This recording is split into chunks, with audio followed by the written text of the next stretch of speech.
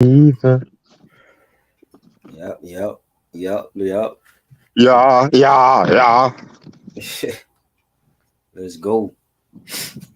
Y'all motherfuckers better not fucking tell me to hurry up and shit. Fuck that bullshit. Like Red I is can in a control bad my mood as coworker. usual. Like I can control my coworker coming late. Like fuck out of here. Unless y'all donating shit, don't be coming at me saying hurry up and shit. Oh man. I'm already pissed off about this stupid ass suspension. Yes.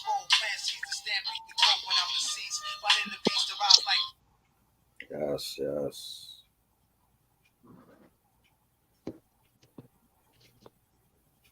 Let's It's all do this. good. It's all good. Jungle fever.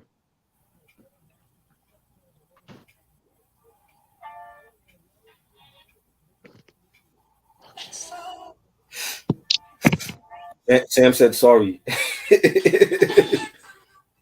Shit. Sam said sorry. He's sorry. Well, I just hate when niggas rush me and shit.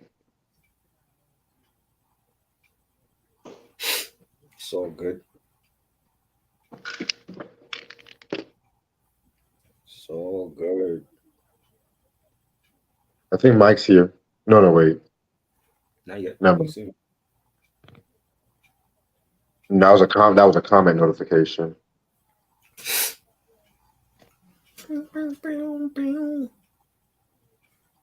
Yes.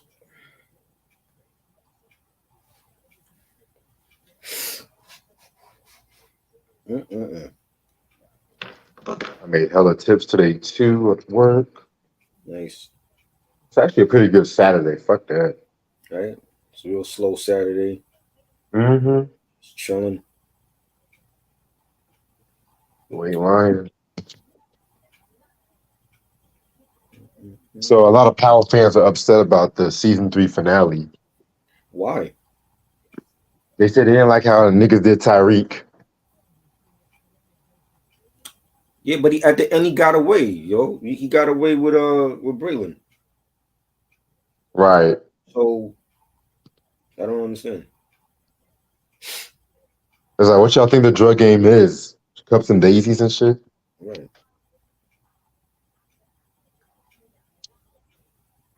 And besides, I want Drew to be Pops. Mm-hmm. I know Kane's dumbass. Fuck him. Fuck Diana too and shit. Fuck all them niggas. On my biggie shit. Fuck all y'all niggas. Get a grip, motherfucker. Get a grip.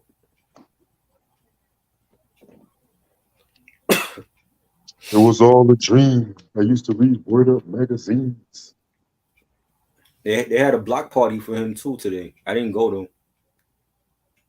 Man, they always have black parties for Biggie and shit. Yeah, they had a block party. I'm like, who's at the block party? Because it ain't him. You know.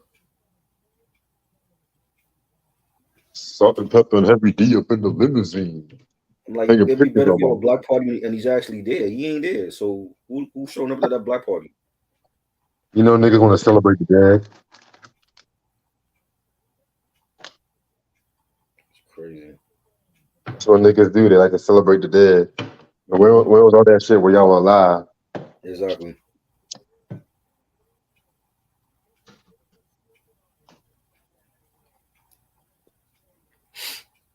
Yeah, they have a block party from every year. Last year they had one. I think Jadakiss was there last year. I don't know who showed up this year. I didn't see nobody post up anything.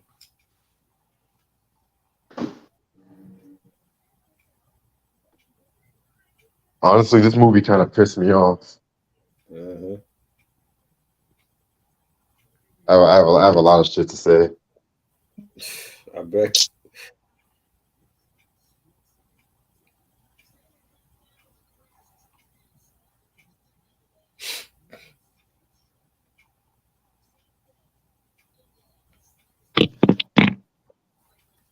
Yep.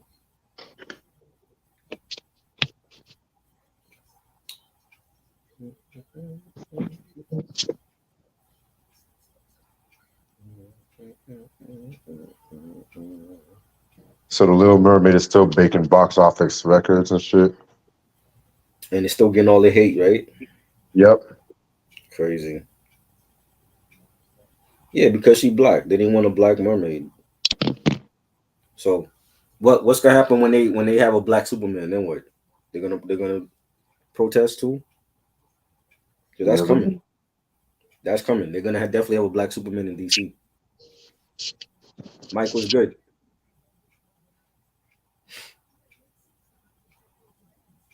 That is definitely gonna happen.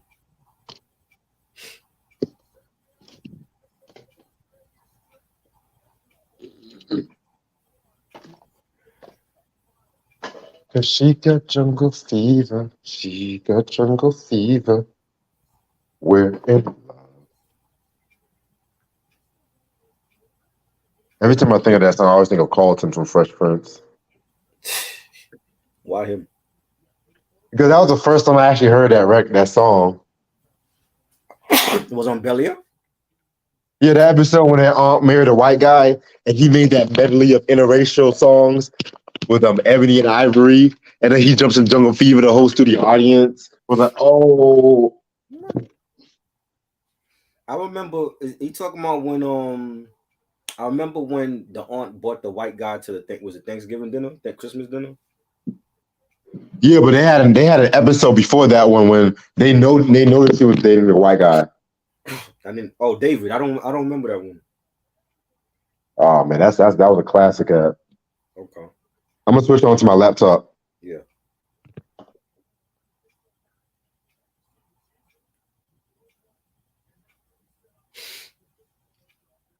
It's crazy, yo.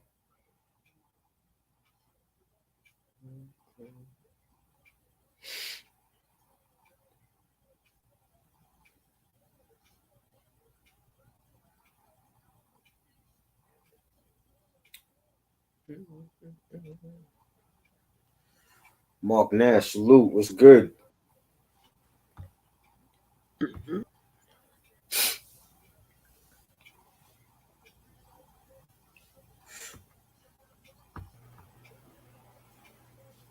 you hear me?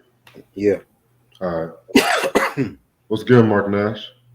Yeah, Rocker gonna be back. I know Rocker for a long time, and I'm gonna definitely have him back on here.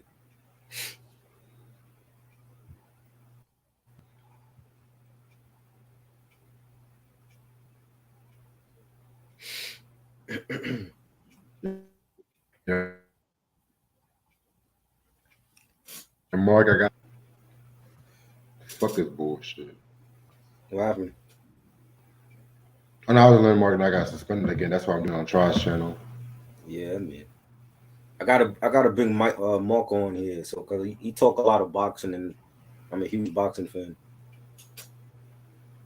We talk some boxing, uh, Spence and Bud fight and Crawford fight.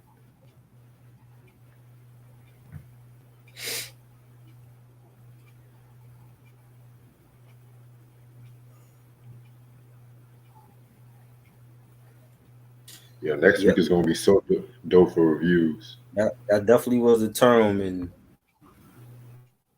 I don't know. They don't use that term no more because everything is like I think people are used to it now, so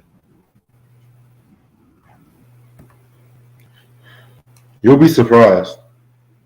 they still use that term. Either that or Oreos. Oh wow, that's really old.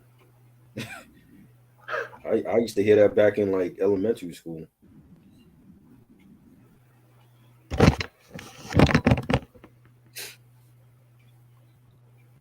I don't think it's a thing anymore though.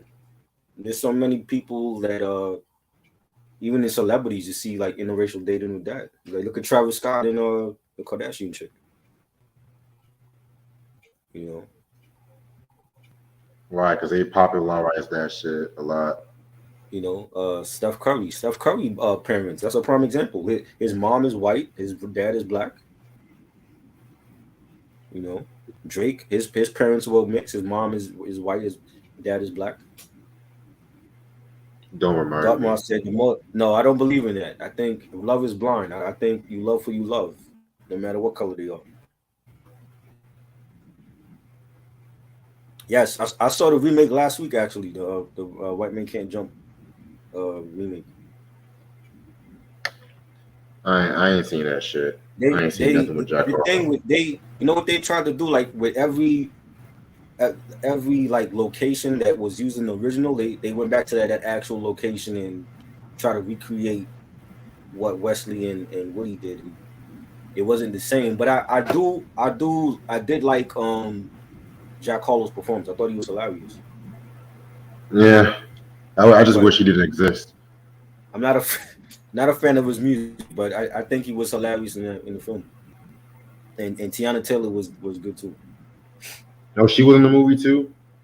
Yeah, she played the black guy's I forgot the black guy's name. She played the black guy's like wife. Oh wow.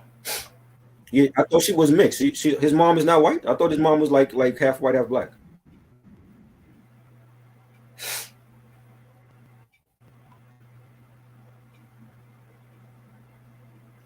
I could have sworn she was.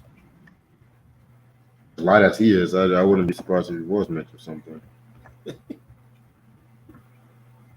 Oh, she's Creole and Haitian. I didn't know that. But they kept saying that she was white or whatever, like half white.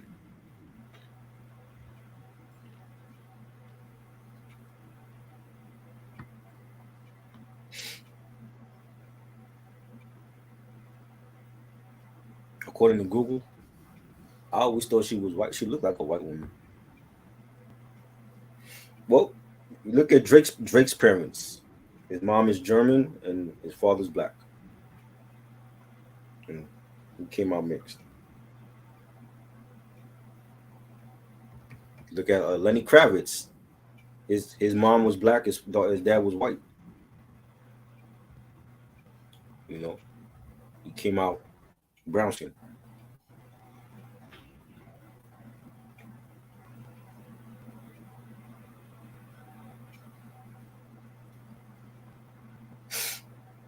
I think there's a deeper issue we got to talk about besides the movie, Which is which is what Dartmouth said. The moral of the story is stick to your tribe. I think it's more about you love who you love, and are you not gonna love that person because they're a different race than you?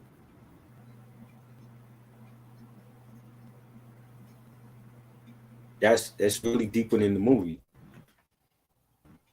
and especially for this movie where you had a black we'll man talk that was happy, a black man that was happily married that cheated in his marriage with a white woman. again. We'll So talk about that yes, because love is blind. I always believed that. That's how I was brought up. That's how my family was. And I have family that married white women in the family.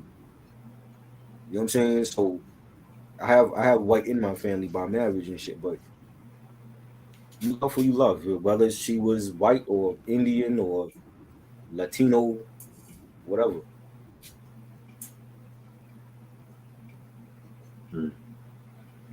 Reg don't agree. I could already tell you don't agree with what I'm saying. no, I agree with what you're saying, but I have a lot of issues with this movie. But at the same time, I have my views on interracial dating, which I'm gonna get more into that. I'm all over the Don't place don't with say it. don't say shit to get me banned now. Wait a minute. Wait a minute. I I'm ain't getting ending this nobody live banned. stream short. I'm ending this live stream short.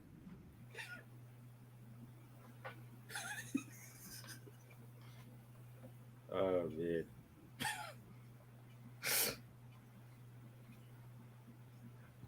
Hold on, right quick. Yeah.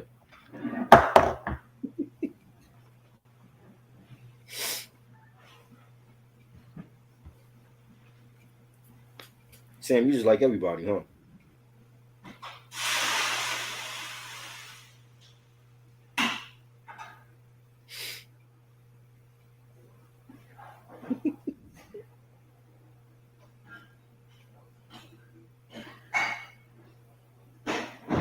Mike is gonna join us in a couple minutes.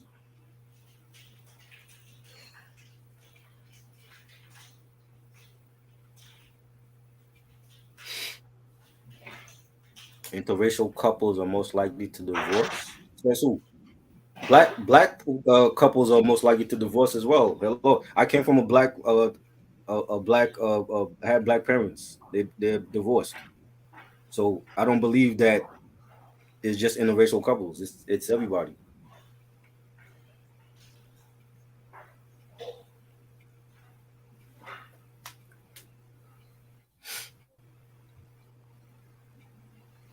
Where y'all getting your where are y'all getting this shit from, yo? Is it Google that's y'all reading this shit on?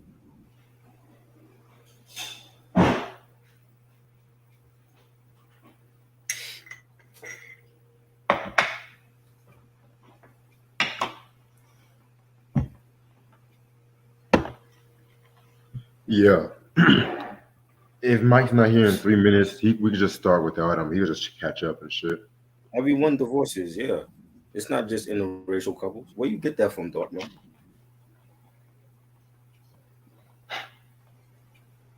Interesting.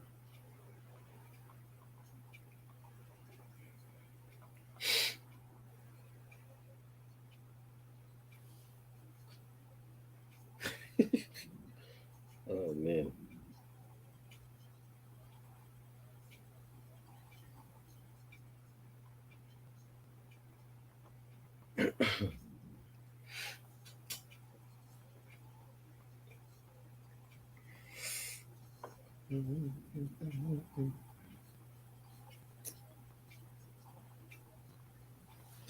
Son man knows innately not to date outside their tribe.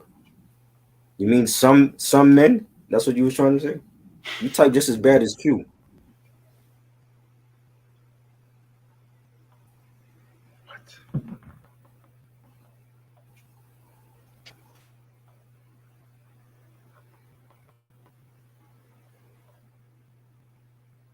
You know, nice body, and she say hi to you. You gonna ignore her because she white?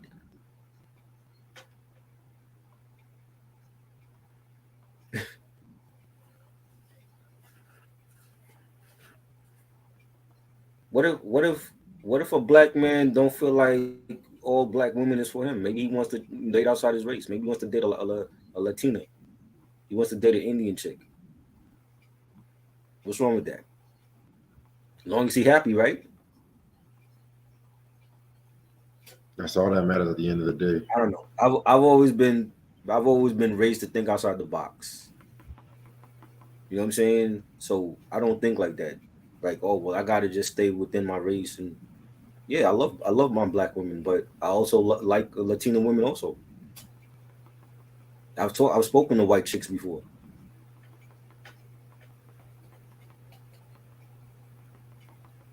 You sound like you from. I don't even want to say you sound like you from Africa. You sound like you from another country, dog. Well,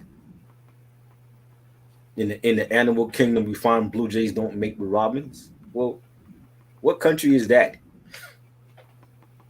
Because there's no animal kingdom here in New York. When you ever been in New York City, it's a melting pot of everybody. Like they literally have a parade for all races. You have your parade for the Colombians, the Irish, the Caribbean, the Puerto Rican Day parade. I think is next week for Puerto Rican people. Like it's a melting pot in New York City. We don't think like that here. These are the Puerto Rican Day Parade. Yeah, we have a Puerto Rican Day parade every June for the Puerto Ricans. Oh, now I know what you're talking about. Yeah, I'm slow. the there's a every race has like their own parade, and like there's like different like little Italy's in Manhattan. They have like that area for like Italians. They got great Italian food there. You know what I'm saying? It Yeah. shouldn't exactly. It shouldn't matter. I don't like some people are raised like that. That's cool. It's just not for me. You know what I'm saying? You love who you love. So if let's say Reg was white and he was a cool ass white guy, so I'm not gonna be friends with Reg because he white. That doesn't make no damn sense. You know what I'm saying?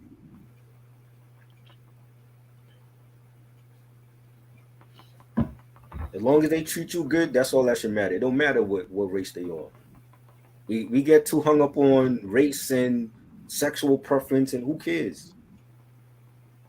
You're right. Especially when it comes to hip hop. That's still a big issue in hip hop, and it shouldn't be in this day and age. You know, it shouldn't be. If I don't like Little Nas X, it's only because of his music. I don't care what sexual preference he is. That have nothing to do with me. I'm not in his bed. You know what I'm saying? That shouldn't bother nobody. You're only bothered by Exactly. that. You're only Listen, I'm bothered ready to by start that whenever. unless you feel some type of way around homosexuals and shit like that. That's why you like people are bothered by that. Other than that, if you're comfortable in your own skin, it shouldn't bother you at all. That's just how Got I you. am. I'm ready to start whenever you are. Let's go. All right, what's up, YouTube? How's everybody doing? It's your boy Reg in the building. I got my homeboy Try with me.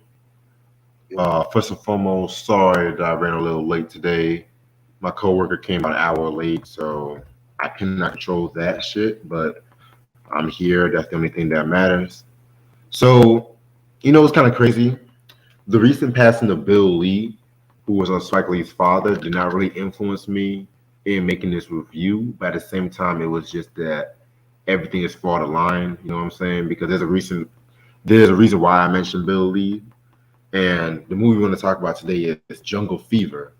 It's the Spike Lee 1991 movie that came out June 7th, 1991 on Universal Pictures. Also, we're also going to talk about the soundtrack as well too by Mr. Stevie Wonder himself. So it's going to be a really, really, really interesting show. As you can already tell, as you guys can already tell, we had a lot of interesting takes on interracial dating. You know what I'm Already. saying? So already, we're not even talking about the movie. So this is the kind of shit that I like. This is the kind of shit that I got suspended for YouTube about. But You're not hopefully they getting don't me have any flag. banned. I don't want You're not getting me banned. I will pull the plug on this live stream. I'm not getting banned for no shit like this.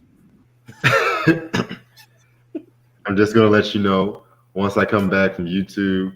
I'm gonna come out with like video after video after video, so y'all gonna get tired of my notifications. Just letting y'all know. So yeah, we're going. You know how we're going to do. We're going to talk about how we got into the movie. Mike said to send the link again. Send the link again. All right. Yeah.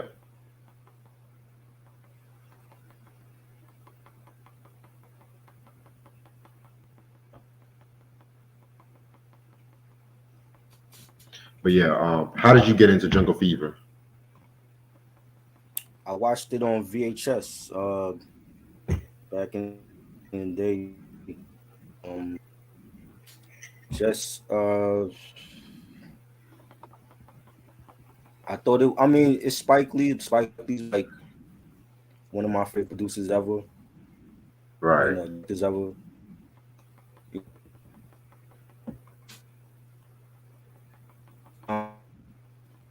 He was pushing the when it came to he was pushing the envelope when it came to what he can actually say in Hollywood with with each movie. You know, I felt like when you had like a story of like a black man. First of all, can we talk about his name? His name was just funny. You know what I It was mean? like I fucking don't. Flipper. His name was Flipper, right? Flipper. Right. Who that was his real name? Because I've always wondered, was that his real name? um. Yeah, that was his real name, Flipper. Flipper. Okay. I don't know any black man named Flipper, but I just thought that was funny. Here, But Flipper. to have Here, like Flipper. a black man that was like happily married with a black woman, he had a daughter, and then somewhere along the way, he's at his job, he's working with this white girl, and they working late nights, they ordering takeout, They getting close, and I think curiosity got to him, and it just became like, what would it be like if I was with this white woman? You know what I'm saying? And you know, it was like racy times back. This is like what, 91. We had riots over here in Yo, my neighborhood. What's good? That's good, Mike. good y'all. What's good? We had riots over here, and it was just a lot of tension with the country and the city and stuff when all this was going on, and seeing what happened with the LA riots, a year before, and I don't I remember when the movie came out and he got so much flack for it, and people was in an uproar, and I just look at it I can like, yo, like understand it was a why. black. It was just like for me, I'm like, if you happily married with who you have, why do you need to go outside of that? You know what I'm saying? And it makes him look bad because you was happily, or so we thought he was happily married with a black woman, and then you go out, you cheat in your marriage with a white woman, and then when it's like he had that going on, and then he got kicked out the crib. How do you explain that to your daughter? You know what I'm saying? And the white woman, she going home to her family, and they racist as hell. How does she explain that to her family that she is in love with a black man? It was just, what I'm saying. It was just a lot of things going on at that time. You know what I'm saying? And even with the side story, like you had what's his name?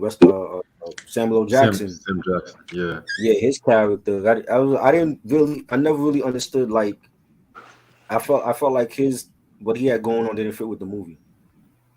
We're gonna You know talk what I'm about saying? that. And you know, um,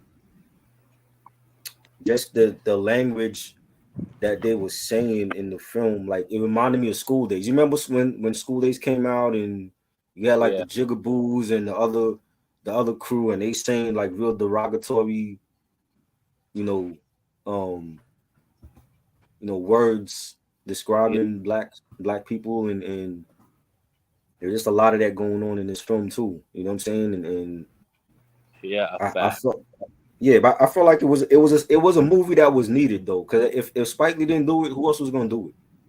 Oliver Stone wasn't gonna do a film like this, or Oh hell no. Quentin Tarantino, or Martin Scorsese. They were the ones that would use that same offensive language in their films regarding Negroes.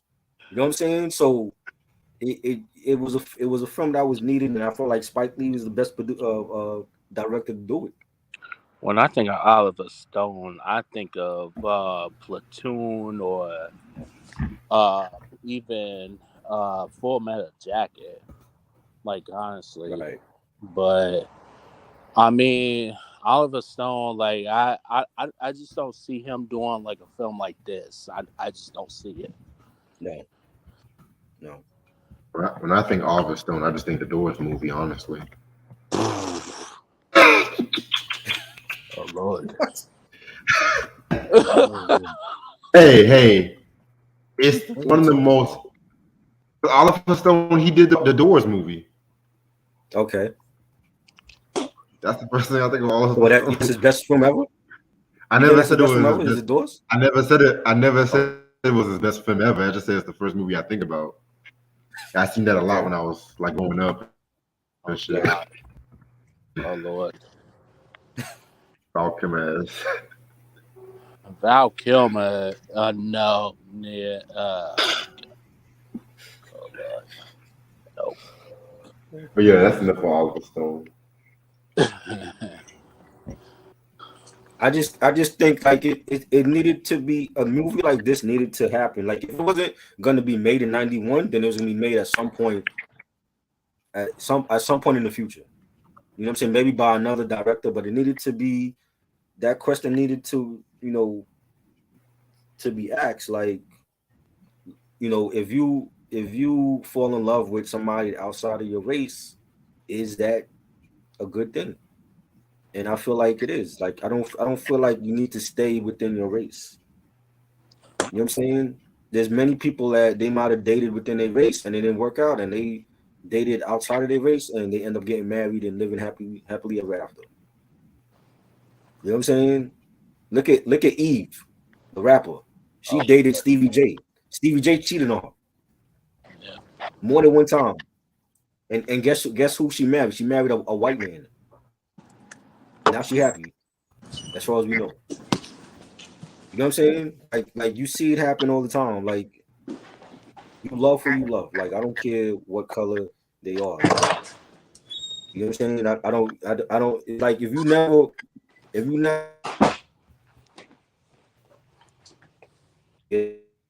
never happy, why not trying to date somebody outside of your race?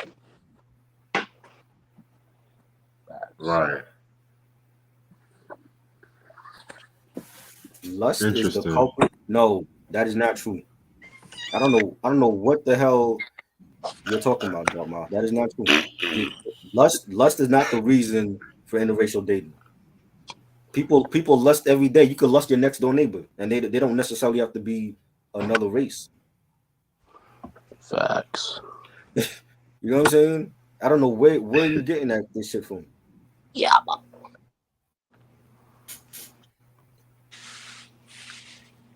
What about you, Mike? How did you get into Jungle Fever?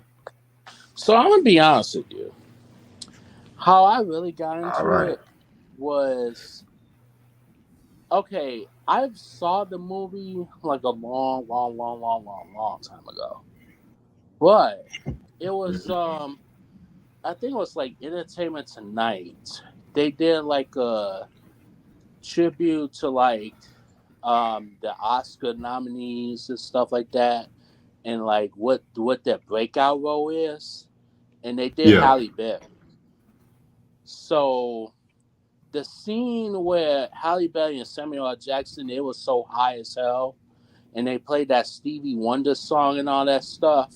Yeah. And then once I saw that little clip, like I was curious to see like what movie was that. So um then it was like, okay, this is Jungle Fever. All right, I gotta rewatch this whole movie. So I rewatched the movie like back in the day, and I liked it, but at the same time, like I have a love hate relationship with it.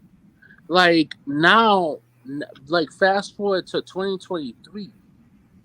Now I have some issues with this movie.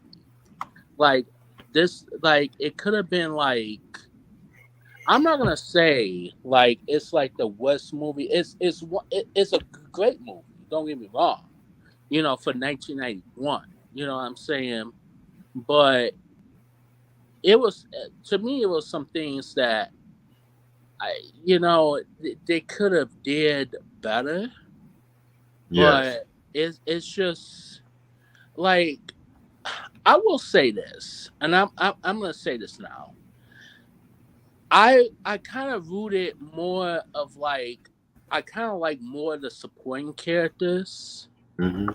in this one than like Wesley Snipes. I just like what like, okay, don't get me wrong, Wesley Snipes, I think as an actor, as a dramatic actor, he's a fine dramatic actor, but in this I'm like, what? Like what am I watching? What is this? You know what I'm saying? Like, Thank I you. I mean, I mean, I'm gonna let all y'all, I'm gonna let both of y'all get to that part, but I, that's one of my gripes in this particular movie. But I mean, other than that though, like the movie itself, it wasn't. If I had okay, like this had like potential like Oscar all over it, but if I had to like choose like who gets an Academy Award nomination, I would have to go with probably the soundtrack, if anything. Ooh. Just the I soundtrack. may So it, nobody was like Oscar worthy in this film for you. okay, Samuel Jackson, I give him that. Samuel Jackson, I give him that. Wesley Snipes, no, not even close. Maybe best screenplay, well, not even best screenplay. It's just like I said, I have a love hate relationship with this particular movie. It's just like I don't know, like okay, so it was another movie that came out that exact same year, and it had like a similar premise. It was called Mississippi Masala with Denzel Washington. That It was kind good. of it like I haven't. I need to watch them. I have the movie. I own the movie, but I haven't watched it yet. But to me, it had like a similar premise to it. But then it was like it was it was just parts in the movie that I was not convinced on. Like the movie itself, it to me it don't deserve like the movie itself don't deserve like Oscar nominations or anything. But acting, I would have to say Samuel L. Jackson. I think he was him and probably I want to say Halle Berry. I think they were the best. I even go with Ozzie Davis in a sense, I agree. but Wesley Snipes not even close. Not even close. I'm sorry. It's just he didn't do. To me, I was more, especially towards the end. I was pissed off at him. You know what I'm saying? Like I was just kind of. I mean, but like I said, I'm gonna let y'all get to that though. But it's just to me the movie itself, it was good, but is it the Got best it the movie? worst. What did, You said what?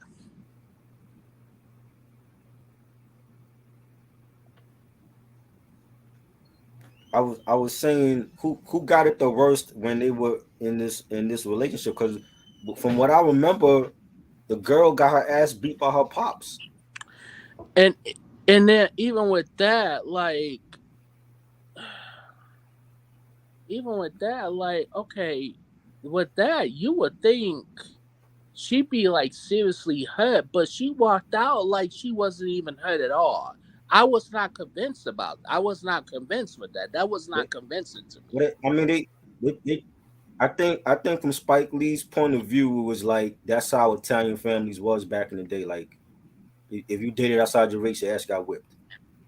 Yeah, Flipper, he all he got was he got kicked out of his crib, and then the wife ended up taking him back at the end of the film. He didn't get his ass hmm whipped. You know what I'm saying? yeah.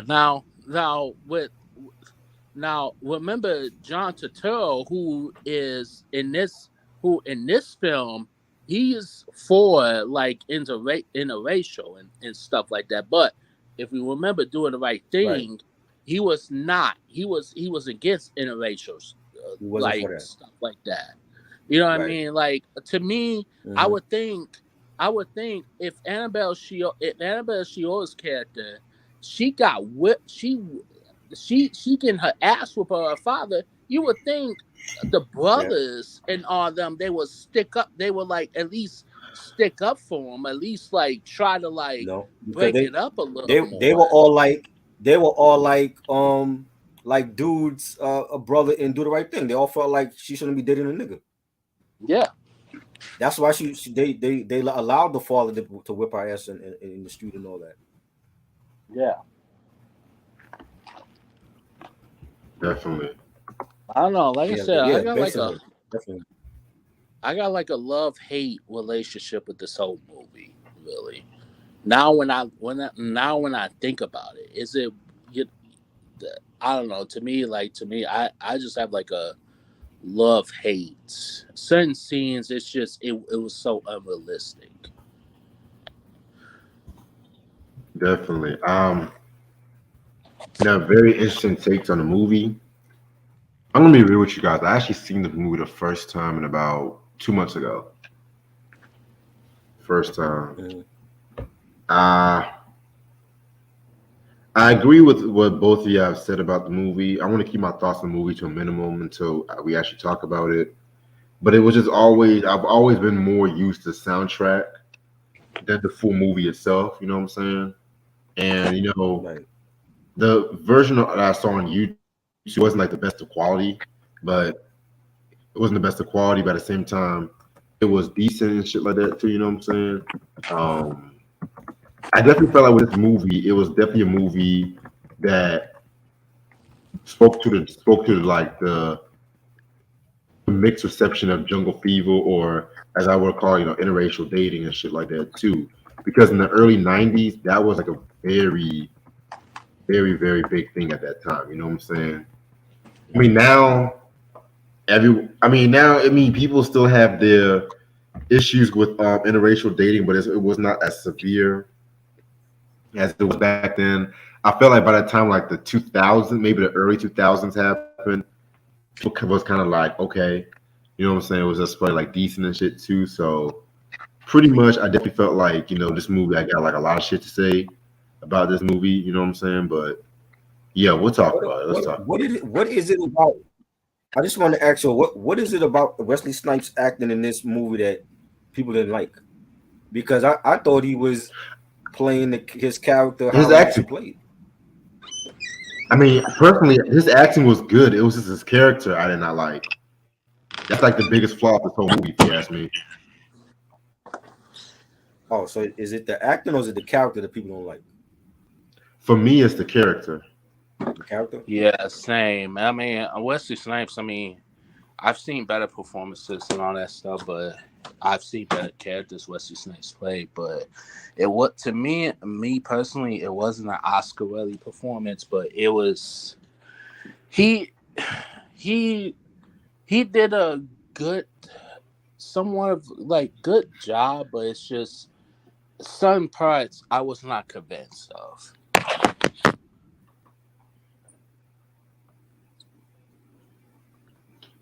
Yeah, I just feel like his character was not really written as well. But again, Right. I'm gonna talk more about that when we talk more about the movie. So the story with Jungle Fever, you know how I always do it, run down the history of the movie. So from what I looked up, Spike Lee based this movie on the anger that he pretty much felt for his father, the anger that he felt for his father when he dated a white woman, pretty much. There And you go. he had, See? you said what? See? His father dated a white woman. See? Even Spike Lee could relate to that. Right. And from what I've also looked up, this movie was dedicated to Yusef Hawkins, the 16-year-old black teenager who was shot to death in August 23rd, 1989 in Bensonhurst. You know what I'm saying? Yep. Yeah, yeah, that's definitely very crazy because they said a teenager was involved with a white girl, and the white girl, of course, was Italian. So yeah, I Hmm. mean that's pretty much heavy right there too. So when it comes to the Right. cast, it stars Wesley Snipes as Flipper, Annabella Sclerora as Angie Tucci, Spike Lee as Cyrus, Flipper's friend, the late great Ossie and Ruby Davis, with as Flippers and Gator's parents, the good Reverend Dr. Purify and Lucinda Purify. Then we have Samuel L. Jackson, who I felt like was the MVP in this whole movie. He played Gator. You had Lonette McKee, who played Drew. You had you had what's the name? John Turturro as Paulie. We had Frank Vincent as Mike. I'm just gonna say the main cast. I'm not gonna say literally everybody. Of course, you had Halle Berry as Vivian. You had Tyra Farrell as Oren Good. You had Victoria Rebb as Vera. You had David Dondera as Charlie Tucci. You had Michael Emporia as James Tucci. You had Queen Latifah in her first movie role as the waitress. Oh You know, wow. yeah, not a lot of people. A lot of people forget that was her first movie role. That was not her. That was not her first acting role. Her first acting role was in that episode of Fresh Prince when she played Hillary's boss and stuff like that too. She was that the one? That's the she played the episode where Will slowly had a thing for or something like that. No, that was the second appearance she did okay. on the show. That was the second appearance. So yeah, that's just pretty much the main cast. So when it comes to this movie right here, Jungle Fever, it tells a story about this guy named Flipper. Okay, I'm just gonna say this right now. This is the stupidest name I've ever heard in the black movies. Flipper. For real. Come on now. I can understand Flip. I thought it was stupid back then. It still sounds stupid now. I can understand it if it was like Flip Wilson, he's just shortened it to Flip, and that was a nickname. But I'm looking at everything. It's like that's legitly his real name, Flipper. You know what I'm saying? So, what? It's like, come here, Flipper. Come here, boy. Come here, boy. Let me stop. So yeah, it tells a story about this boy named Flipper, who pretty much, he had it going on. He was a happily married African-American man married to his African-American wife, had a beautiful family, but for some odd reason, he wanted to cheat. But like I said, I'm going to get more into that when I talk about the synopsis. He works at this, architect. He works as an architect, and pretty much what happened was he met this girl who was Annabella Sciorra, if I'm saying her last name right. Oh. Thank you. Who played Angie. She was at the Newport, and they had to work like late night hours. They had to work late night hours and shit too. And next thing you know it, I'm gonna be real with you. They fell in love over lasagna. That's what I'm gonna say. They're not. Yeah. Come on. I'm gonna okay. I'm gonna talk more about this. But and this is coming to my biggest flaw of this whole fucking movie. But it kind of tells it tells like two stories in one. Like, and you had Gator, who was Samuel Jackson's character. He was the no good brother from Flipper. Like, if you guys watch movies like Jason's Lyric, y'all remember Bokeem Woodbine's character. Right. That was pretty much Matt. I think his name was Mad Dog or some shit like that. I think it's his game. What? Yeah. That's the movie. That's the movie I gotta talk about soon and shit. Yeah. It's a classic movie. It's a classic movie. You think that's a classic? Way better than Love and Basketball. What? Come on, no. Get that. Yes, I said it. Yes, I fucking said it. Yes, I fucking said it. If it wasn't for Jada Pinkett and Alan Payne, that movie would be shit. I disagree. They have a great cast. I disagree. You thought Church was good in that film? You thought Church was good? Yes. Wow. You thought who? I thought Bokeem Woodbine. I thought Eddie Griffin was giving them a whole movie. I thought that movie was Eddie Griffin. Hell no. Oh God. He's a better comedian than he's an actor. Oh God. I feel like he's just as good as an actor. Y'all bugging. I don't think he's funny at all. Come on now. What is he made that was so good as an actor? What is he made that was so great? There's a lot of fucking shit. This dude had a show called. He had a show called Homeboys in Outer Space. That shit was garbage. That was not him. What do you mean? That was Malcolm and Eddie. That shit was bad. You talking about Flex and Dale? The other bad show that I didn't like when they both bad. But anyway, but back to Jungle Fever. Gator, he was a crack addict, and he was always causing his mama and dad trouble. You know what I'm saying? Yo, I'm gonna be real with you. I was more invested in Gator's story because of Samuel Jackson's performance. What? No, I'm trying to understand what Dolph Mouth is saying. What does that mean, bro? I don't know what this is. What are you saying, bro? What y'all talking about? I feel like he needs to be in Public Enemy or something right now. You know what I'm saying? Wow. I'm black, y'all, and I'm black, y'all. I'm bliggly black. You know what I mean? I get it. You was raised different. You know what I'm saying? I'm bliggly black, bleak. I'm not. I'm not listening to y'all right now.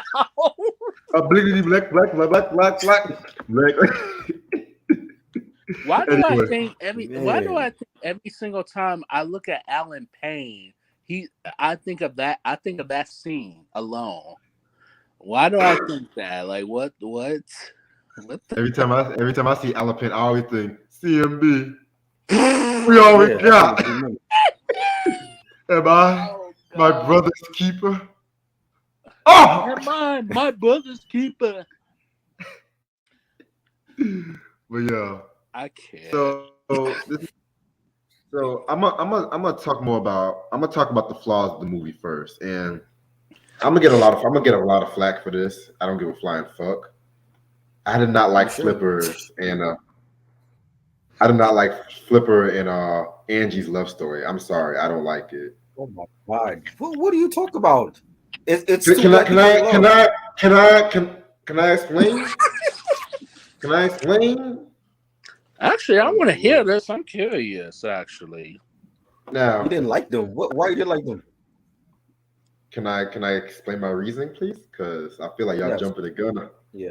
Now, granted, I have nothing against the acting. I'm gonna say this once and for all. I have nothing against the acting, but I personally felt that there was no motivation for why he had to cheat, in my personal opinion, after watching this movie. Like He was they were working curious. late. That's the One, motivation. It's a white woman. He never had her. well, first of all, she was Italian. First of all, She's still white. She's Italian. She's white. What do you mean? she's tan. Let's be real about that. She's Italians are tan. tan. wow. Bro, what movie was you watching? Because we're not watching the same film. Look, y'all. I really want to explain this point. I really want to explain this point because Man. now, like I said before, when I watch a movie like this, I need to watch it for the motivation of character. The man had a lovely black Nubian queen as a wife. He had a lovely family. He got it going on. Let's be real, he got it going on. There was no motherfucking reason why he should have cheated. I felt like they could have done better when it came to that department, in my opinion. All this, oh, he was curious. I don't want to hear that fucking shit. I don't want to hear It that happens. It happens. shit. Let me tell you. So let me ask you a hypothetical question, and this is hypothetical. Let's just say you were dating a black girl. You saw the one white girl that like rose your interest. Would you just cheat on her like out the blue like that? No, I'm not Flipper. Okay. Everybody has their reason for cheating. Well, I don't want to say everybody, but sometimes when people cheat, that was reason for why they cheated. Either they're not There being was no fulfilled in reason. a relationship. Huh? I'm telling you the reason. But either they're not fulfilled by their significant other, or things ain't going right, and they don't simply know how to just break up with them. They just go off and do them, and hope that they don't get caught. You know what I'm saying? But Right. like I said, yes, I agree that Flipper was happily married, but he was curious about white women. The same way white women are curious about black men. They hear Then why things didn't you have about her black fucking men. ass be curious and shit? It takes two to tango. It's not like somebody put a gun to her head and said, "Oh, sleep with this black man." She wanted it as well. Suck that nigga's dick, like. Well, because in the beginning, though, like he was happy. Wesley Snipes, he was happily fucking her in the beginning. I was like, okay, well, you would think he's happy, but then once he got with Annabelle Shiora, it's like, does he really? Well, he explained, like he was just curious, basically.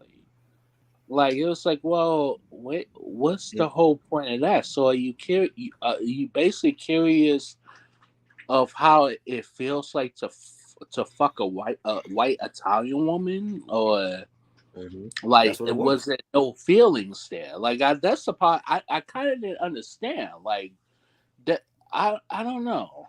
And he was greedy too. That part of it is greed also. They want to see if they can get away with it, and how far can they can go. Facts too. Bullshit. Where What? was yo? You really are getting them shits off of the back of a Snapple bottle because I don't know what the hell you're talking about. Who? A Who? dumb.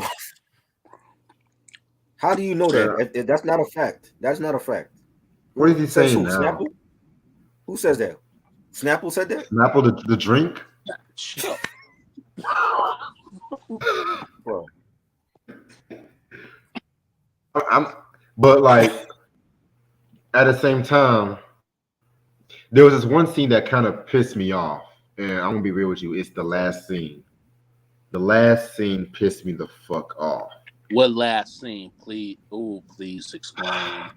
Okay, so he kind of like tries to. It's a combination of things talking about how he got attacked by the police and shit like that too, because they thought that he was attacking He Angie. did. He got attacked by the cops. Let me explain? Let me explain. And he's all like, "Well, what am I doing? I can't believe this!" Like he acted all shocked. I'm just looking at myself like, "Nigga, what?" Like I'm sorry. I did not feel sorry for him. I'm gonna be. I did not feel sorry for him. What you And then mean? Wait, which let, scene? let me talk. Wait, which scene you talking about? Who was he talking to? It was a combination of scenes like when he comes to the realization that he can't be happy with the white girl, and then he tries to make up with his black wife. He says goodbye to the kid, and he leaves walking. And then there's this like crackhead prostitute talking about, hey daddy, let me get me some blow or some shit, and he just grabs onto the girl like, why? Yes. I did not like that fucking Thank scene. I didn't understand that Thank ending. you. And I didn't I understand. Spike Lee, I love Spike Lee. He always does these scenes where you have to think, do the right thing. It's a perfect example, but I feel like do the right thing. It was executed perfectly. This scene, it was a couple of things. Like I looked up some theories online, and they was trying to say how Flip was walking, and it was years passed by, and that girl was her daughter, his daughter was Angie, that became a crackhead. I'm looking at myself like, what? How did he just recognize her? Like what? How did that happen? That's what I'm saying. How did his daughter become a crackhead years later? That's what I'm saying. There was no explanation whatsoever, Thank you. the ending just left a bad taste in my mouth. And I never thought I would say this to like a Spike Lee movie. You know what I'm saying? Because it's just like this is like Spike Lee, man. He always had those endings that was just like made you think. And I love endings like that. But seeing Wesley Snipes, this zooming in Wesley Snipes, and it's just like and it's been parodied so many times. Don't Be a Menace in South Central did a good ass parody of that. And I just felt like that ending just made me so fucking mad. I feel like flipping the Angie storyline made me so fucking mad. Let me ask y'all something. So suppose Flipper was happily married, or we thought he was happily married to a black woman. What if he never really wanted to be with a black woman in his heart? Like that was just like a cover up on the outside for who he really wanted. Then maybe they should have done a better saying that and going more into the inner depth without rushing. You remember the Nas song? These are our heroes. What did Nas do in that song? He called out all the black men that were with white women. Tay Diggs, Tiger Woods. Oh God. A whole bunch of them. You know what I'm saying? Who's to say that? We're thinking like, oh, he was happily married to a black woman. What if he wanted a white woman all along, and he just was like he couldn't do it because of the backlash he would have gotten from his family? Well, see, here's the thing. Here's the thing with all of that right there. I felt like, and this is where his job comes into play, because the fact that, with this job, he had to get like demoted or some shit like that. He had that huge outburst. They could have done more scenes with the black wife and the guy trying to say that he wants to be big, he wants to be successful, and the wife is not understanding that part. Just bear with me on this. His wife is not understanding. They could have easily done something to just ease on by and provide a bridge work without just rushing, falling in love over lasagna or Sinatra or whatever and stuff like that too. You know what I'm saying? Because I'm not saying that Angie was not ugly or attractive because the white woman was attractive. I ain't gonna hold I you, don't think she was but at that time. oh, okay, well, I've seen Annabella Sciorra in other films. She looked way better in other films than Jungle Fever, but that's just me. well, I never seen it in a lot of films, so your guess is as good as mine, honestly. So I'm And a just lot. saying there needed to be a specific bridge work when it came I to that just want to storyline. say I love Italian food. Never ever have I been since I've been on this planet for 45 years have I fell in love with a white woman over pasta. That is bullshit. Thank you. Facts. That's my fucking point. That's my Facts. fucking point. Lasagna. Oh, you make Yeah, lasagna too. but they were eating Chinese food. It's a late night at the job, so it wasn't It just was for a whole pasta. rainbow collision, man. Facts. It I was a whole rainbow collision of food they were eating. the love story between Wesley and Annabella wasn't really that convincing. If they would have explored it Thank probably you. say a little bit more, then it would have been convincing. Like give us like if you gonna here's the thing. Like I said in the beginning, I thought he was happy with his current wife and stuff like that. But then you find Annabella Sciorra, or whatever the hell her last name is. and then you fucking this bitch out of curiosity. Like that's not a convincing I think story. he really That wanted her. I think he really wanted her like all along. He just met for 5 minutes. Yeah, but what do we see in Hollywood where when a black man get rich and famous in Hollywood, who's the woman that's on their arm? It's a white woman It's a white or most of the Asian woman. time. Same thing with the athletes. NFL. Look at all the NFL players, the NBA players. It's a white woman on their arm because it signifies like a sense of being successful. Like they've made it. Like they got the white man's woman on their arm. Man, It's very weird. How many times can you wait. name 10 athletes that still have a black wife? I can't. I can't either. But at the same time, wait till she accuses him of abuse or rape. It's all a rap. Look what happened to Tiger Woods and It shit. happened with OJ. OJ got in trouble for being with a white woman. yeah, right. One of my biggest gripes in that movie is like towards the end, like when Wesley Snipes, to me, he was a pussy. He pussied out the moment she was like, "Oh, I don't really love you like that." Blah blah blah blah. It's like, nigga, yeah, you did. Yeah, you did. Otherwise, you wanna go out on your wife. You know what I'm saying? I Like agree. that part. No, no. You like? Let's just face it, nigga. You like white women. You like a Thai one. Let's just call it for what it is. But you're just too afraid of the whole backlash. So what you do? You pussyfoot out, literally. And Hey, then how many black women did Michael Jackson date? I'll wait. He dated a few black women. What you mean? Who? I don't He remember dated any. Stephanie Mills. He dated Whitney Houston for a That bit. was a drive by. That was he. I'm talking about really date, really girlfriend boyfriend. He had a thing for Elizabeth Taylor white ass and Brooke Shields, Hey, Tatum O'Neal. Elizabeth Taylor was cute though. His kids are white. His kids are not black. You can't look at Paris Jackson and tell me that's a black chick.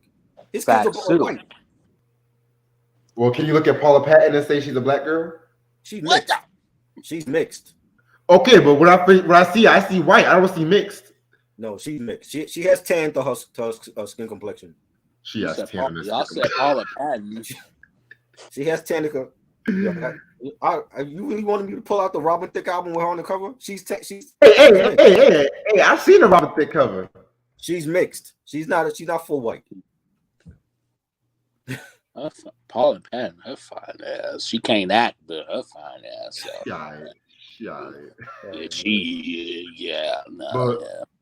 I do want to say one good thing about the movie. Yeah. The Gator storyline. I loved the great Aussie of Ruby Davis, Samuel Jackson, Halle Berry, the MVPs in the whole fucking movie. I don't know. I agree with Tri said it felt like two movies in one. Either you or Tri said that, and I felt that way. But I was more invested in Samuel Jackson because this was like the first time in black cinema you had a multi-dimensional crackhead. You know what I'm saying? This was before Pookie. This was before Flip from Dead President, Chris Tucker's character. Well, he was on heroin, but still. Right. This was before all the crackheads of Tyler Perry's universe and shit. You know what I'm saying? I'm sorry about that. No, you good. But I'm just saying, like, I love that scene when, and it's crazy because the scene where Gator was trying to confront Ruby Davis's character for money. I was reading about this movie. Spike Lee based that whole incident when it came to Marvin Gaye's death by his father. Right. Yeah. So the scene when he's doing the whole Gator dance, that da da da da. He's like, "Hey, Dad, this is my new dance. This is all for you." Right. You know, Sam Jackson was actually going through detox when Back. he did that shit too. He was Back. actually on drugs. Yeah, Oh, he was on He was drugs. on drugs back then. Yeah. Like back in like he was on drugs like before this movie came out. He was just getting sober. So that's why he played. I thought Sam Jackson, I'm gonna be honest with you, Sam Jackson, Ozzie Davis, Halle Berry, I thought they should have got Oscar consideration for that. I think they were the best thing to me in that movie, the supporting characters. Exactly. Wesley Snipes, no, I'm sorry, but he was good, but he was not great. I'm sorry, you know what I'm saying? Like even John Turturro, I give him his props too. Annabelle Shiora, I give her props too. But Wesley Snipes, I've seen her in better movies like King of New York and even he overacted in that too. Huh? He overacted in King of New York too. I'm sorry. That and what is that? What is it? Mo Better Blues. He was solid. Classic. He was solid in that. But really, okay. But mind you, that movie. Well, the Jungle Fever came out in 1981, but then New Jack City, on the other hand, came out the same year, and Wesley Snipes did 10 times, and I mean 10 times better in that movie than he did in Jungle Fever. He was closer to his roots. That's why. Facts. Which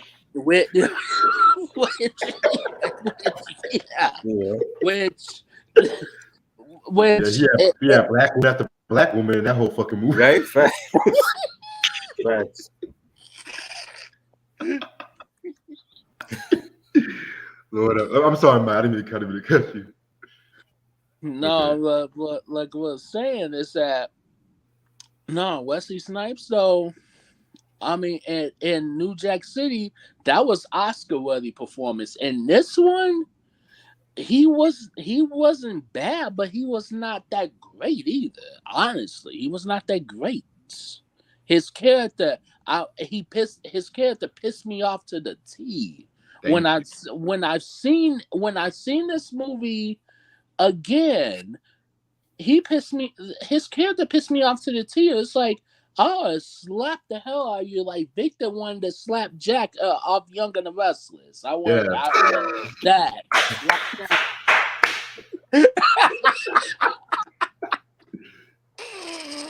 I'm beginning to understand the power of Flipper. Oh Lord. Hold on. We can't mention soap operas. I don't want to get trial suspended and shit. Oh my god. No. Oh shit. Oh man. But yeah, I'm sorry.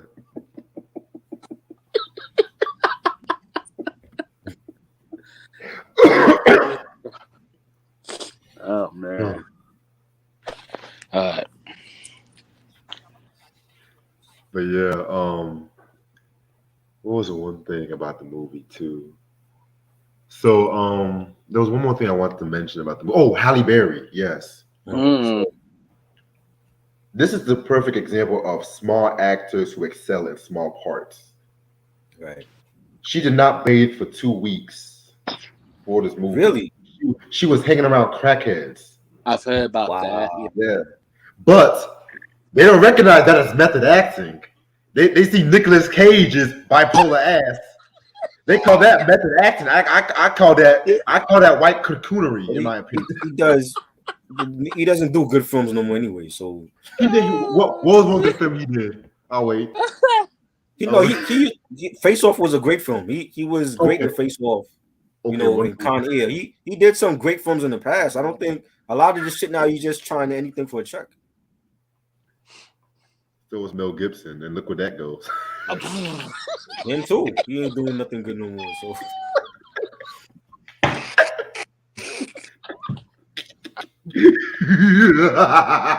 Why you have to mention Mel Gibson though? He do nah, yeah, never mind. He ain't doing shit. Man, his best performance was he pretended not no he didn't he pretended that he loved Jewish people. That was his best performance.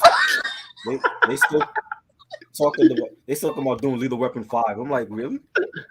Also like 80 years old. Right? I'm like, for what? Who they running after in that film? More like wheelchair and shit.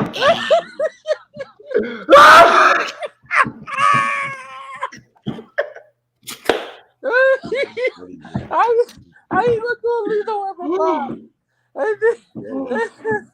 Oh man. How you gonna do that? That's physically impossible. They're like fucking 80, 90 years old. Niggas gonna look like Snoop Dogg on fucking Training Day in that wheelchair.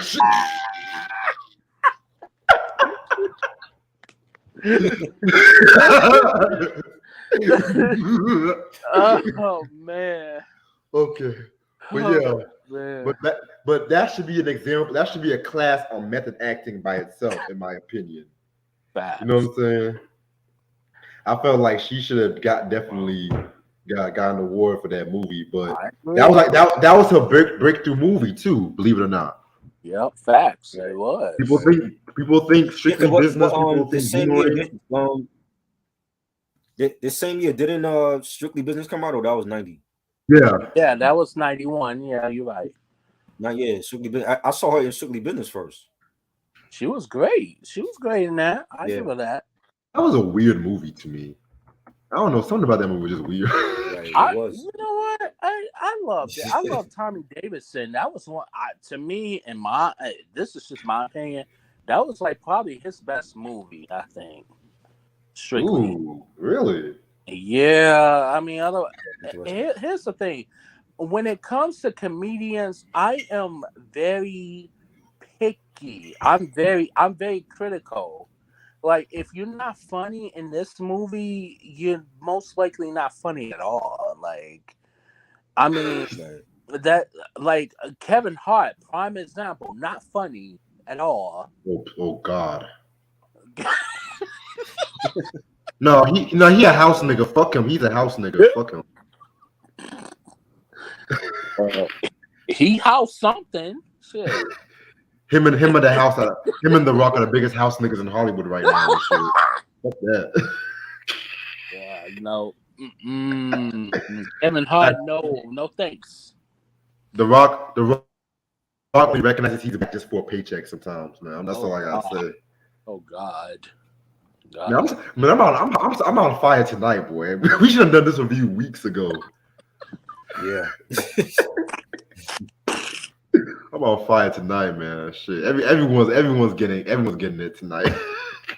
But like honestly though, like, okay, so Dave Chappelle, I've never seen I really didn't see I never saw his stand up, but I've seen him in like movie roles and stuff. Some of them are good. Some of them are good. I'm not gonna lie. Yeah. But stand up, I've never seen his stand up yet. But everybody keeps saying, "Oh, you gotta watch Dave Chappelle. He is funny." I believe when I see it. When it comes to comedians, very critical. I'm very particular, very critical. If you're not funny, that's it. I would in the middle of a stand up, I will not watch. I will not watch it. I probably will fall asleep. I think Carrot Top is funnier than Kevin Hart. I'm sorry. What Carrot Top? Carrot Top. Yeah, I said it. Yeah, I said it. I think Kevin Hart. I mean, I think Carrot Top is funnier than. You know how much skill you have to use all them fucking props and shit. You know? Wow. They got whole props of everything in that shit. His delivery's on 10. Wow. You said Give Carrot me Top. give me Carrot Top and shit. I'll go fuck. Okay. That's what's up. Hey, I watch Carrot Top shit. That's funny. Carrot Top that dude though.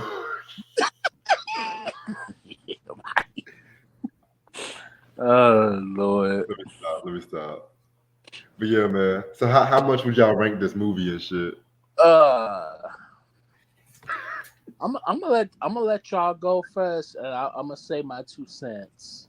I think the Okay. movie was good. I think it was edgy and brought forth a topic in this country that Spike Lee needed to address. And I don't like I said, I think it's accepted more now in today's society, compared to 91. You know what I'm saying? I think with Flipper, he was a black man that was happily married, but I still believe that he wanted the white woman on his arm so that he can move ahead in the workplace, and it dealt with how from both sides, how both parties from their family and friends, how they had to deal with that, and not wanting to come out and say that they were dating another race beside their own. And I think if this movie came out now, it wouldn't have been a thing. But back then it was something that was frowned upon, and it teaches people a valuable lesson that, like I said earlier, you don't necessarily have to stay within your race to find happiness and love. Like, you can date outside your race. If your own family and friends got an issue with that, then that's just their issue. As long as you happy, you ain't got to answer nobody about that. And I think it was a great film. I think I would have loved to see a spinoff with Samuel L. Jackson's character. I think they could have had that, or I don't necessarily want to say a sequel, but a spinoff with him, with the brother, and how he got on drugs, and his interaction with his family and with Flipper. They could have had something like that. You know what I'm saying? Or like maybe like a small miniseries for his character. And So kind of like a prequel. like a prequel, limited miniseries. But they wasn't doing that back then, really. So Right. like now it would have been perfect. You have like a miniseries for Jungle Fever, with Samuel Jackson. But I think it needed that. I just felt like it was some different storylines going on in the film. Right. I thought the cast was good. And I like, for me, I don't know if I would have picked Annabelle Sciorra for that role. I felt like there were other more beautiful Italian actresses. Marissa Tomei, she could have been in it.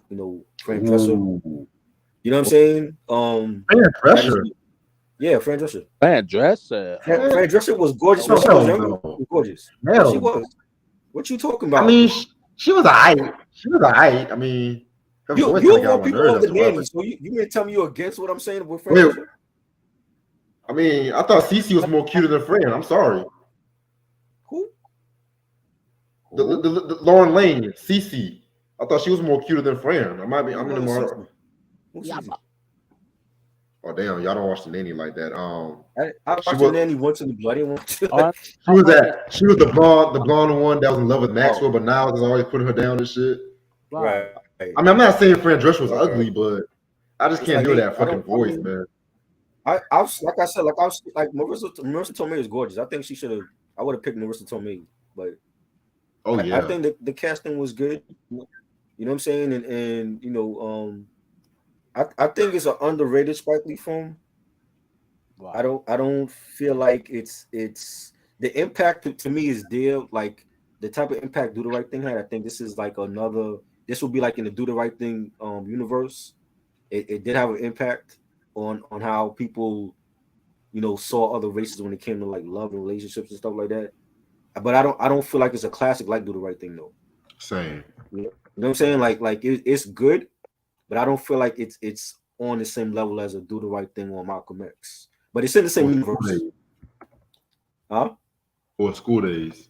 Or School Days, right? But it's in the same universe as Do the Right Thing. Like if they had like a crossover like with Mookie walking down the block in Harlem meeting Flipper, it would be like in this. It would fit. You know what I'm saying? But I'm gonna give it like out of 10. I'm gonna give it like an 8 Ooh. because it is. I love most of You Spike Lee's nicer films. than He me. got like 1 or 2 I didn't care for, but most of his films I enjoyed. It's just like early Spike Lee. Mm. All right. Well, as much as I love Spike Lee, I don't know if I'll put this as one of his best, in my personal opinion, because a lot of this stuff in this movie kind of pissed me off. But I do commend him for bringing an issue to light in a very frank way. I just personally felt that, when it comes to movies like this, I was more invested in the side characters than the main character, as I felt like the main characters kind of pissed me the fuck off, to be real with you and shit like that. You know what I'm saying? I'm gonna give this a 7 out of 10, in my opinion. I felt like Okay. I like the soundtrack more than the movie. I'm gonna be real with you. That ending should have been. He should have had an alternate ending. I didn't like the ending either. Oh, that ending. Yeah, it didn't make Just sense. because it's Spike Lee, I cannot go below a 7. So just because it's Spike Lee, but that ending, oh my god! When I saw, I was like, what? Man. Ooh. First off, that engine was Trash. trash. First off. Second of all, what like with the ending, like what was the message that he was trying to prove? You know what I mean? Yeah. Like what was the message? And then another thing that pissed me off was the scene where Annabelle Shiora, where she was getting beat on by her father. I was not convinced in that scene because there's why. Number one, she's getting tossed, she's getting thrown and shit. But then you cut to another scene where she leaves with her girlfriends, and then she doesn't have Yeah. not bruise, Not not limping. Not bruise, nothing. okay, on her fucking face. I was not convinced. I was not whatsoever. And then you had her brothers. Her brothers was just looking and watching and stuff. Okay, if that was my little sister and she getting beat on by, I would have to kick my father's ass at this point. You know what I'm saying? Like, But they thought like that. That's what I'm saying. Like back in the day, like in Bensonhurst, like those neighborhoods, they thought like that. That's how they thought about black like Negroes dating their race. Right. yeah. Well, me, like, I don't know. Me personally, still, I would have to kick my father's ass at this point. Like, literally. Like, that scene, I was not convinced at all. Another thing was with the Wesley Snipes and Annabelle Shiora, their chemistry, their love story, or whatever the hell you want to call it. I was not convinced of that at all. It was more the supporting characters like Samuel L. Jackson. It was kind of more of an investment.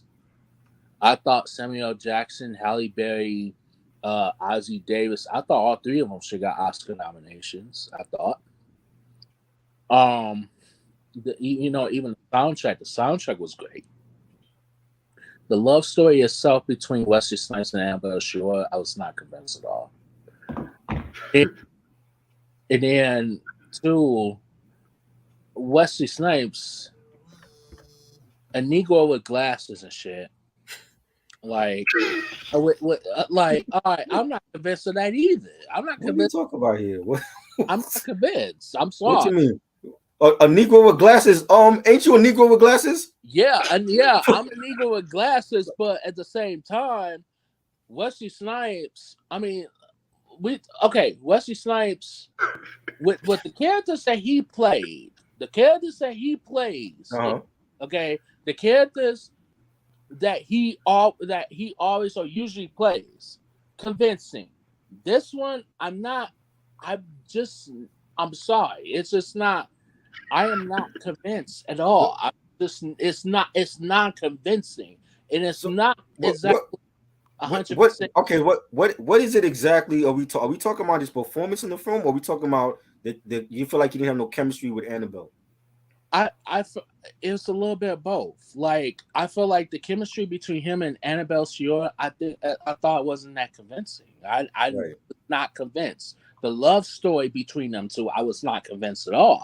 Right. That could have been explored a little bit better. It could have been like, why did he cheat on his wife? Why, like why, like, and why did he pussy? Why did he pussy out of? Annabelle, the like, why doesn't he want to get with Annabelle Shiora at this point? Because now, like, in too deep now. Now you want to back out now. To me, it was just not, I was not convinced at all. You know I, what I think? I think him being harassed by the cops. You're a black man in America. You're mm-hmm. dating a white woman. That's gonna happen. It's And always happening, right? right, that's gonna happen. And then the fact that I think he missed his family. He missed his daughter and his wife and the scrutiny he was getting from his family and friends. It was like I don't think he really wanted. You have to have really thick skin to deal with something like that. I don't think he really wanted to deal with that. But I also feel like a part of him wanted a white woman to be. I mean, because if he didn't want the white woman, he wouldn't have cheated in his marriage. I think he Exactly. deep down he wanted that. And so there's some black men that they feel like they feel like having a white woman on their arm is like a sign of success for them. And that's why you see a lot of it prevalent in sports and in entertainment. You know what I'm saying? Like I said, there's not too many athletes that I could think of that have a black woman on the arm. Grant Hill might be the only one where he married Tamia and they're like over 20 years, 25 years. He's the only one. You know what I'm saying? Most of them they had a black woman and they got rid of her for some Spanish chick or a white woman or whatever. But I don't think he wanted to deal with that scrutiny. And that's part of the reason why he went back home to his wife and kid. Interesting. Yeah, that's interesting. They're at the same time. Like, well, simple fact, don't cheat. Right. Simple fact. I Nah, look. oh, go ahead. I'm gonna say what I have to say after. Nah. I was going to say, like, okay, perfect example, like interracial couples. Guess who's coming to dinner? That was a very perfect example. That was well done. That Right. was that was explored in all different aspects. That is one of the best movies of all time. Here in Jungle Fever, like what was the whole point of cheating on your wife and then at the same time in the beginning you fucking the shit out of your wife Mhm. at the time? It's like you couldn't be that unattracted to her anymore. I mean, I honestly, like, all right, what, okay, so hit my conclusion is that I kind of wish that chemistry between Wesley and Annabelle Shior, I thought it should have been like explored a little bit more, I thought. But other than that, like, it's a good movie for 1991. Is it one of the best movies of all? No, it's not one of the best movies of all time. But it is. I will say this: it is a very underrated Spike Lee film that not a lot of people talk about. But the supporting characters, I think, steal this movie from. The supporting characters to me was more interesting. I give it. I still give it thumbs up just because of the supporting characters, but Wesley Snipes, like I said, I've seen him in much, much better performances and much better movies. So with that being said, I give it an 8 because it's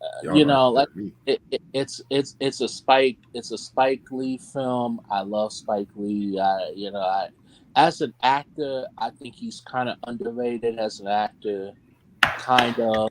But the screenplay could have been better, and then the story could have been more explored. So I mean, I like Annabelle Sure. I love her as an actress. I'm not gonna lie. I think she's attractive. And now, Try, you said that Marissa Tomei would have been better suit. I will agree with that one. I will say this. I will agree with that one. Yeah, she would have been the better. I said Fran Drescher, but Sam said Fran Drescher's Jewish. So what? She could play an Italian woman. Yeah, she could.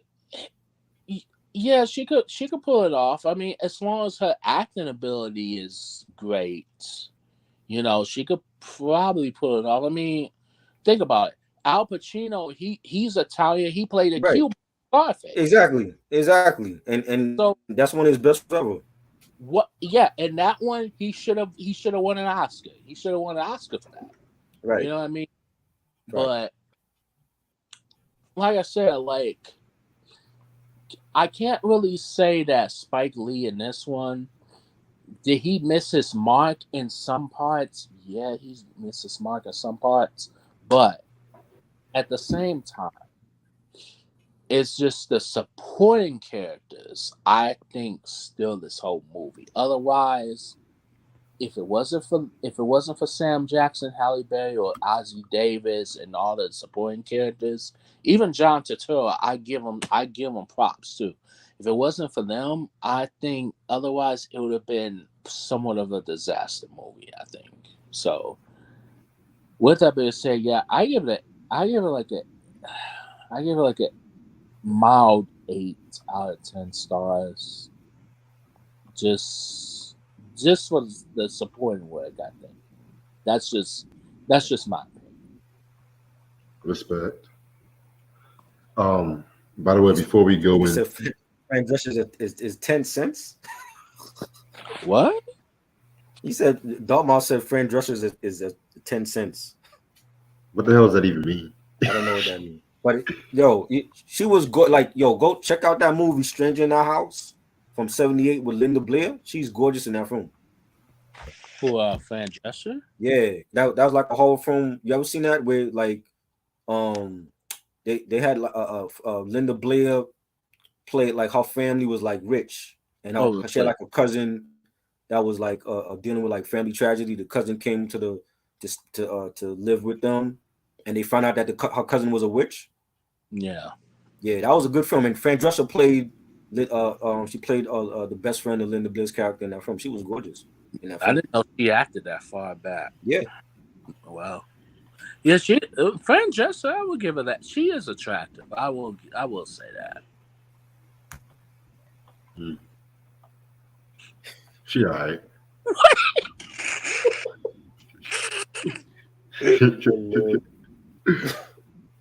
I'm just saying, it just takes a certain white girl to get my dick hard sometimes. I'm sorry.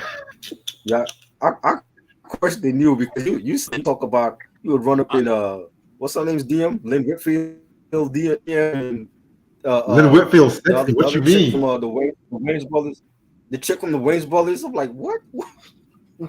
Because they're sexy as fuck. Wait, which chick for the Wayans brothers? Hold up a second. The girl who played D shit. You told Anna Marie Horseworth. Anna There. Marie what? Oh no. Y'all haven't seen her back in the day.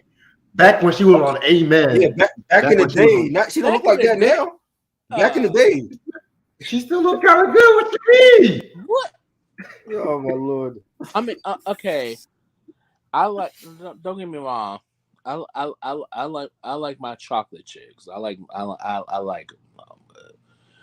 I ain't told you though. Like some of these white ones. Like wee, oof, Lord, Lord. No. Oof. No. I like my chocolate fresh. Yeah. Oh, man. Hey, Oh, man. if you see some of the pussies I've had and shit like that, you want to get some older chocolate, if you know what I mean. Wow. This point. Bing, Wow. bang, boom. But before we go to the Stevie Wonder, I made a slight mistake. Bokeem Woodbine's character was named Can't Do Right in the movie, not Mad Dog. Mad Dog was Forrest Whitaker's character. Oh Lord. Yeah, we gotta talk about that movie after I get off the suspension. Wait, what movie is you talking about? Jason's Lyric. Oh God, I got something to say about that one too. Classic. That's a classic movie, man. No, no, she is not. It's a black romantic movie, man. It's a black romantic classic. Man, I give Alan Oh, I give Alan Payne his props. And Bokeem Woodbine, I give him their props. Evil David Ruffin. Evil David Chappelle. Evil Dave Chappelle. I didn't call him evil because people on social media call him that. They always say Evil Dave Chappelle. You say evil Dave Chappelle. But yeah, let's talk about this soundtrack before I go to bed and shit. Oh man, It's already 2:30 in the morning and shit. Okay. is it? So yes, sir. Shit. Yeah. So we're gonna talk about one of my personal favorite soundtracks, Stevie Wonder. Oof. This is actually his 22nd studio album, believe it or not. 22nd. Jungle Fever soundtrack. This album came out on May 28th, 1991 on Motown Records. Class. You know what I'm saying? Singles album is known for are Gotta Have You, Fun Day, love that record, and These Three Words. I'm also gonna say Jungle Fever. The song itself was a single as well too. Yeah. I think that had a video to it. I'm gonna say that as well. Yeah. The only guest appearance on this album was a girl named Kimberly Brewer. So Try got the album. I don't got the album, unfortunately. You know what I'm saying? I'm gonna get it. I was so close on getting it. I was so close on getting it though, but you know. All right. So the story with this album, well, Stevie Wonder and Spike Lee knew each other from way back before Jungle Fever came out. He wrote a song called "I Can Only Be Me" for the movie School Days and shit like that too. You know what I'm saying? And this led to him wanting to do the Jungle Fever soundtrack. And people act like this was not the first. This was the first time he done music based on interracial dating. He did a song with Paul McCartney called "Ebony and Ivory." I got that too on vinyl. I hate that fucking song. You hate the song? I hate What? the song. Wow. I mean, let me take that back. I feel like it's slightly overrated. I don't like the melody to it. Like, I just don't like the fucking melody to it. What's that? Ebony, and I just feel like it's too simple for Stevie and Paul. You know what I'm saying? I just like it sounds like a nursery rhyme, honestly. Like What? but yeah, I mean, I mean, I can only be in the mood to listen to that. You know what I'm saying? But so Spike Lee gave Stevie Wonder the script to read, which he read in Braille. You know what I'm saying? And then he would make custom-made songs for the specific movie and shit like that too. You know what I'm saying? There was one song in particular that was supposed to be for fulfilling this first finale. It's called "Feeding Off the Love of the Land," but it got fucking shelved. And they played this in the movie too. They played this song in the movie, which that was I wish that song was on the soundtrack. I'm not gonna hold you, but hey, Right. it is what it is. You know what I'm saying? So the whole soundtrack was made and shit like that. Around this time too, Stevie Wonder, he definitely, was still at his like commercials. He was still was doing his thing commercially. He had just came out with the Characters album back in 1987, which I feel like that was a very underrated album from Stevie. You know what I'm saying?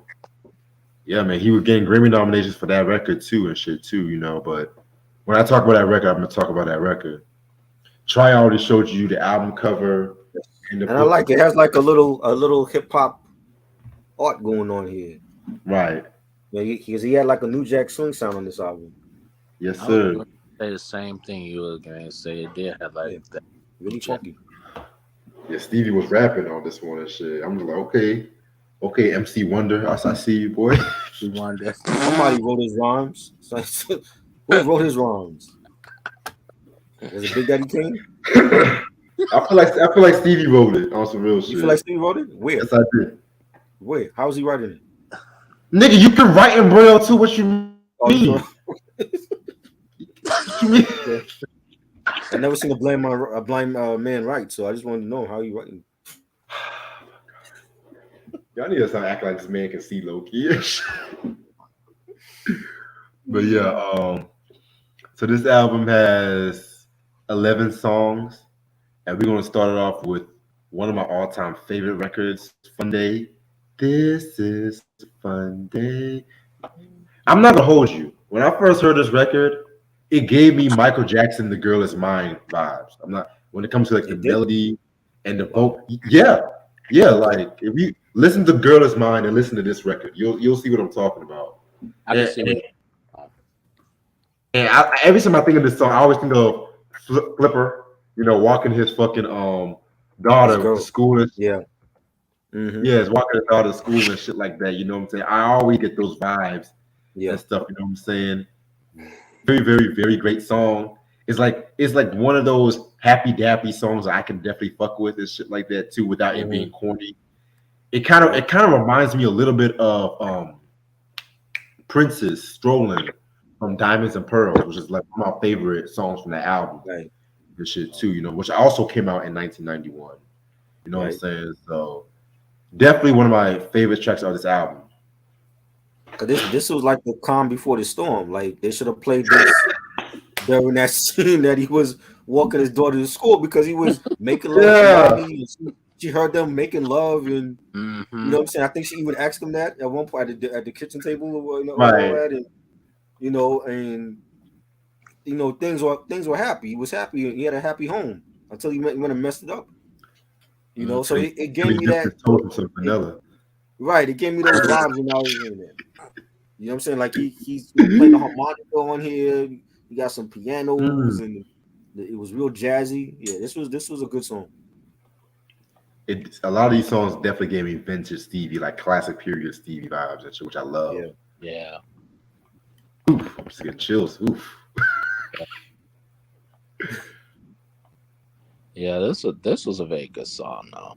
Yeah, very very good song. The Stevie Wonder and the whole soundtrack, like yourself, like he owned this whole soundtrack. I ain't gonna I hold you. agree. And this is another one of those albums where the white critics bashed it, but the black crowd embraced it. You know what I'm saying? Of course. I might have to do a list on that. Top 5 black albums that the critics misled. Destiny's Child, Destiny's Fulfilled is definitely gonna be on that list if I do Wow. that shit. But yeah, Really? man. Because the white critics they didn't like that album, but the black crowd we embraced it and shit. You know what I'm saying? We can even say Michael Jackson's Invincible too. Mm-hmm. But yeah. Let me not get ahead of myself before someone steals my ideas and shit, because you can't trust a lot of people up in this bitch. But, next song, Queen in the Black, excuse me. Self-explanatory, talking about like black love. I kind of felt like this. He kind of had Flipper's I'm gonna keep saying his name like that. Flipper's wife when he has that shit. I love the line when he says the line in the chorus where he says, "Oh, I'll place you on a throne, girl, Queen in the Black, Miss Ebony. You really turned me on, Queen in the Black." You know what I'm saying? I just love how he repeatedly said that to get the point across and shit too. So very dope song. I love the Soul Train performance he did of that track too. If I'm not mistaken, he did that song on Soul Train because they had a tribute episode of Stevie Wonder, which I'm gonna get more into that towards the review. So stay tuned on that. Yeah, it was good. I liked it. It had like a New Jack Swing sound to it, like the beat, and Yes, just Stevie singing about beautiful black women. And yeah, this was a banger. Yeah, I agree 100%. This was definitely good. Definitely. Now, my favorite song on this album, it is the song where Angie got her ass beat by her dad. Like, I have to stop right there. Out of all the damn songs, she got her ass beat to this song. Like, really, I don't really, think you have Spike? any song on here that you made that scene. You said what? You said what? He don't have any song on this album that was made for that scene. They could have picked. They could have picked "Living for the City." It's not like you could see the damn movie. You know what I'm saying? So all I'm saying is like, what song would have been appropriate for her getting her ass beat by her dad? Queen in the Black, so she can stay away from black men and shit. But I'm wilding tonight, yo. What the fuck? Wow. Wilding tonight. Okay. But back to one of my favorite songs off this album, "These Three Words." Oh my god. This is a Stevie Wonder song I never hear nobody mention. Barely. The lyrics, the instrumentation, the message, my people. Like, this nigga says, when was the last time they heard you say, "Mother" or "Father, I love you"? And when was the last time that they heard you say, "Daughter" or "Son, I love you"? It's just like how we should all tell one another that we love each other while we still here, embracing that shit. You know what I'm saying?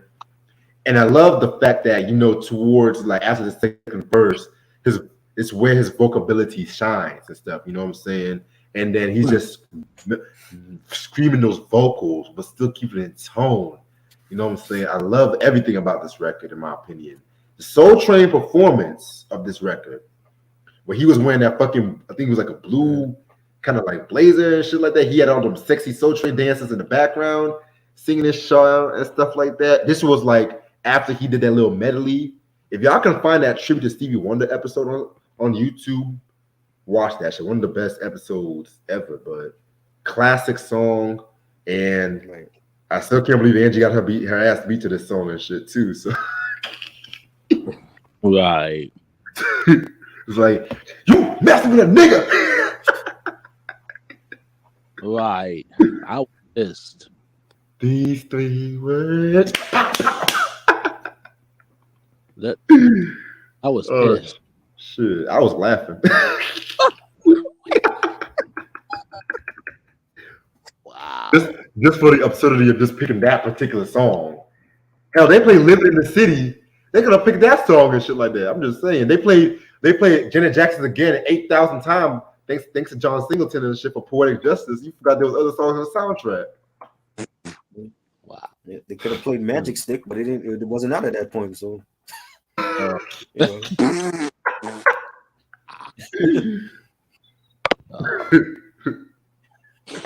But yeah, that's all I had to say. I think this song was great, and it's a message like, tomorrow's not promised to no one. And Stevie basically singing like, when's the last time that you told your brother or your sister, your mother, I loved you? And that was a great message. It had a nice beat, nice pianos. One of my favorites on the album. Right on. Yeah, very, very dope track. Stuff like that. Just unfortunate. Like when I think of that song, I think that scene. But it is what it is. It is what it is. Other than that, good song though. Good song. Yeah, that very good song. Next song we got is Each Other's Throat. This is a song where Stevie was rapping. You know what I'm saying? Mm-hmm. Like, he embracing the hip hop culture and shit. Now, I was kind of taken aback, but I'm just like, he's still it's Stevie Wonder. You know what I'm saying? So it wasn't as crazy as when Bob Dylan did that rap song with Curtis Blow. Yes, that actually happened and stuff like that. You know what I'm saying? So, but at the same time, I definitely fuck with this. Fuck with this. One of my favorites of the album as well. Surprising. He was taking them back. Michael Jackson did a whole rap album that still is unreleased. Michael is different. Michael is an Why? exception. Because it's Michael? Yes, and because at the same time, he easily embraced that shit. You know what I'm saying? Michael Jackson can fit into That, any musical. Wait. He can fit into any musical style like a glove. No pun no, intended. not rap. Yes, he can. What you mean? If that rap album came out and it sounded bad, it would have tanked. It's That Michael was not really so Jackson. because of Michael It's Jackson. Michael. It's Michael Jackson. He can do That don't no mean shit. wrong. Yeah, he's great, but if he can't rap, he can't rap. He was rapping as he was. Don't, why you want to trip on me, nigga? From fucking dangerous and shit. That rap, if he came out with that's a good thing to come out with that rap album because that would have ruined his career at that point. No, we already had dealing with Hammer and Vanilla Ice. We didn't want Michael Jackson rapping. Don't put it. Don't put That Michael. was not gonna work. That was not gonna work. That is the reason why it's still on release. You know what I'm saying? The world was not ready. That's why. No, we still not ready. I still don't want to hear it. because I would be like, yo, thank God Michael didn't come out with that album. Things happen for a reason. Mm-mm. You know what I'm saying? Stevie was cool. I didn't mind the Stevie rapping.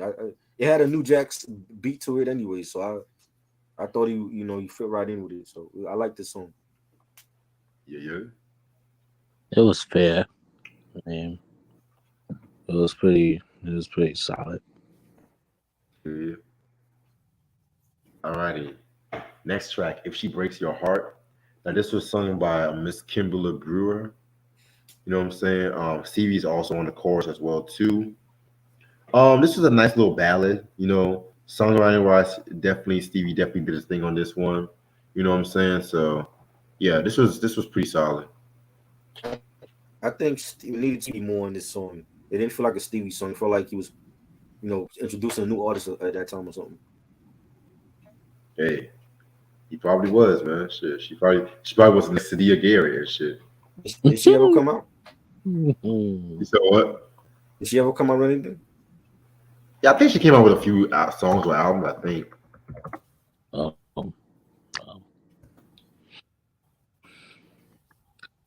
Yeah, this one was man. It was alright. It was good. It wasn't great, but Yeah. So I might be the only one that likes this one. Okay, sure. All right. Next song we got is "Gotta Have You." Very, very, very dope song right here. Another time in the song where he's embracing the New Jack Swing feel to it. You know what I'm saying? Very funk driven as well too. The B side, "Feeding Off the Love of the Land," the song I mentioned earlier. You know what I'm saying? From the first finale album. Well, supposed to have been fulfilling this first finale, but he was automatically shelved and shit. You know what I'm saying? So pretty solid track. I would definitely get the single for the B side as well too, if y'all can find it. I liked it. Had a nice beat, nice bass line, New Jack sound. So it was dope. Definitely. yep, I agree 100%. Like, this one was pretty dope. And that New Jack Swing and stuff like that, production good. Definitely. Alrighty. Next song we got is "Make Sure You're Sure." Now this is a song I definitely had like a very vintage Stevie Wonder feel to it. Very piano driven. I can definitely have seen this song also on maybe fulfilling this first finale. You know what I'm saying? Especially when it comes to like the introspectiveness of the song as well too. You know what I'm saying? Very, very, very great song in my personal opinion. Um, Yeah, man, definitely. This is definitely one of those songs I can definitely see fit the movie and shit like that too. You know what I'm saying? Because at the same time, Flipper is trying to determine if he really wants to be with this white girl or is it really just a fling. You know what I'm saying? So pretty amazing, right? This was great. I like this. One of my favorites on here. You know, it was vintage Stevie, really melodic. It was like a jazz ballad. You know, you had like the orchestra strings and the pianos on the track. The bass was nice, and really enjoyed the song. Yeah, I enjoyed it too. Uh, I love the song. Same. All right, now probably the most iconic song from this album, "Jungle Fever," which I not even know Boyz II Men did background vocals for this track. You know what I'm saying? Which kind of Did makes they? sense because yeah, Wow. Yeah, they did. Cooley High which makes Harmony voiced them in. yeah, because they were both on Motown and shit too. So Right. interesting. So this was like the most famous and probably most infamous song, if you ask me. It pretty much just speaks to the whole vibe of interracial dating. I don't really know where the term originated from. I'm gonna keep it a buck with you. You know what I'm saying? But I know a lot of people makes jokes about this song right here, talking about how could Stevie do a song like this when he's blind and shit. You know what I'm saying? Um, That's what I my said. favorite my favorite memory of this song was the episode of Fresh Prince of Bel Air when fucking Carlton did that medley after for his aunt Janet's wedding to when she wanted to marry that white guy, uh, and he did a medley of Ebony and Ivory. Then that song "The World Is Black." But I feel like that was a Three Dog Night, so I could be wrong. And then he ended up with Jungle Fever. Like, 'cause she got jungle fever, she got so that she ended up with that song. He was fucking killing. He was killing it in that episode and shit. You know what I'm saying? But Yeah. yeah, I definitely love that episode.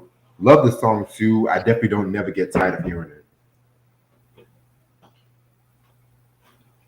I think it definitely. This is like the theme song for the whole film. This is like the theme song for Flipper I forgot uh my character's name in the film.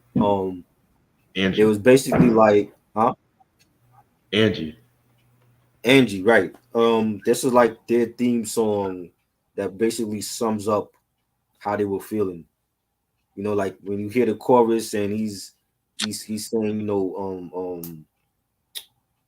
yeah, she has what he said on the chorus. She got black boy something hazy or something like that, Yeah, and it's basically what how they felt within the relationship and I think it was a great. I couldn't stand this song when it came out in the beginning, but many years later I like it now, which is crazy. But it was a good song, definitely. I like the beat for it, and props to Stevie for a blind man that never saw ever in his life to make a song like this about white and black relationships. So it's a great song. Facts.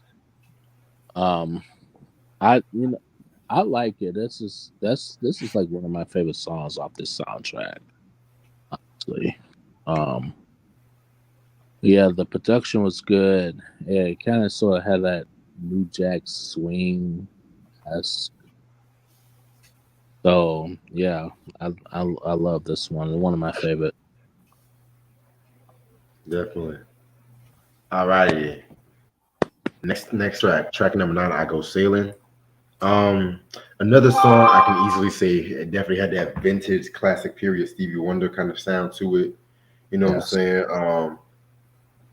I definitely got like a lot of fulfilling his first finale vibes. Not saying that he was trying to redo it, but definitely kind of influenced it. Well, with like a '90s twist, if that makes sense. You Right. know what I'm saying? Pretty cool song right here. You know, I don't really have a lot to say about this record, but definitely a very cool song. I liked it. Really melodic track. It reminded me of like songs in the Key of Life, Stevie, that era, and it was dope. Yeah. Same. Yeah, I agree on. I agree 1,000%. This track was pretty dope. Definitely. Alrighty. Next song we got is Chemical Love. Another very great song right here. Um, Pretty much what he's talking about with this one is that when people want just love for physical relationships, or they want love based on materialistic things, he's talking about he wants to find that right chemistry, which again I feel like definitely fits right with this film, and especially with what Try has been mentioning as well too. You know what I'm saying? Like he just the chemistry of love between Flipper and Angie and shit too. So that's pretty much the basic of this song. Love this record. Yeah, this was dope. And Stevie is singing it more in like a calmer tone, real low. The beat was nice. I enjoyed it. Yeah, Definitely. yeah, and this was pretty dope. Pretty dope track. I definitely agree with y'all about that. All right, and the last song on this record would be "Lighting Up the Candles." Nice way to end off this album. Very smooth song and shit like that too. You know what I'm saying? This is like, believe it or not, I actually feel like this is a song I actually felt ended the album off perfectly, in my opinion and shit too. Because lately I've been having issues with certain albums ending off with songs. I was Right. like, but I actually felt like they picked the right song to end this off with. Lovely, lovely record. Yeah, this was good. Great way to end the album off, and beat was nice. You got like a little harmonica play by with Stevie, and the background vocals sounded good. I like this one. Definitely. Facts. I agree 100%. Alrighty. And that's all the songs off this record. Overall, this is a very underrated album in my personal opinion. I feel like the critics was on acid when they try to bash this record and shit too. You know what I'm saying? Make it be Bob Dylan or somebody like that that did a record like this. They'd be like, "Oh my God, this is revolutionary." And shit, Yeah, you know, yeah, and that's nothing against Bob Dylan whatsoever. I'm just saying, um, pretty cool record. I love the instrumentation in a lot of these records. Like I love Stevie embracing that New Jack Swing kind of sound, which she was kind of yeah. flirting with a little bit with the Characters album and shit too, a little bit with that. But this one, he definitely embraced it to the fullest Okay. degree, in my personal opinion. So I'm gonna give this album a 4.5 out of 5. This was really funky hip album. I think Stevie at that time, realized that hip hop was gonna be a big, movement to reckon with, and he uh he recognized that, and especially when New Jack Swing was like taking over R&B, and he made a really hip, banging ass album. You know what I'm saying? And the production was great. You had like the New Jack sound on it. You had some jazz, some R&B. I think every song was great. Like, every song spoke to the soundtrack and the movie, and what soundtracks used to mean for movies. Where you had tracks, the title of tracks would like reference something in the movie or even the character's name. Right. And when you have tracks like Jungle Fever, the title track, and these three words, each other's throat, Queen in the Black. I think it's a great album. I think, like, for me, this is like the last Stevie Wonder album I've heard. I haven't heard nothing else from him past Oh, '91. oh yeah, you gotta listen to Conversation Piece. You gotta listen Right. to A Time to Love. You missing out, boy. Yeah. You know what I'm saying? So this was a great sound. So I'm giving it 5 mics. I think it's highly underrated. I don't know why. Maybe it's because of the movie and the subject matter, but I Hmm. think the soundtrack was actually better than the film to I me. Hmm. agree. You know what I'm I Hmm. agree. saying? And this is an album from Stevie that nobody mentions. Even with soundtracks, they don't mention his soundtrack. We mentioned Boys in the Hood and Juice and Murder Was the Case. We don't mention Jungle Fever, and I think it's a great soundtrack. So I'm giving it 5 monkeys. Well,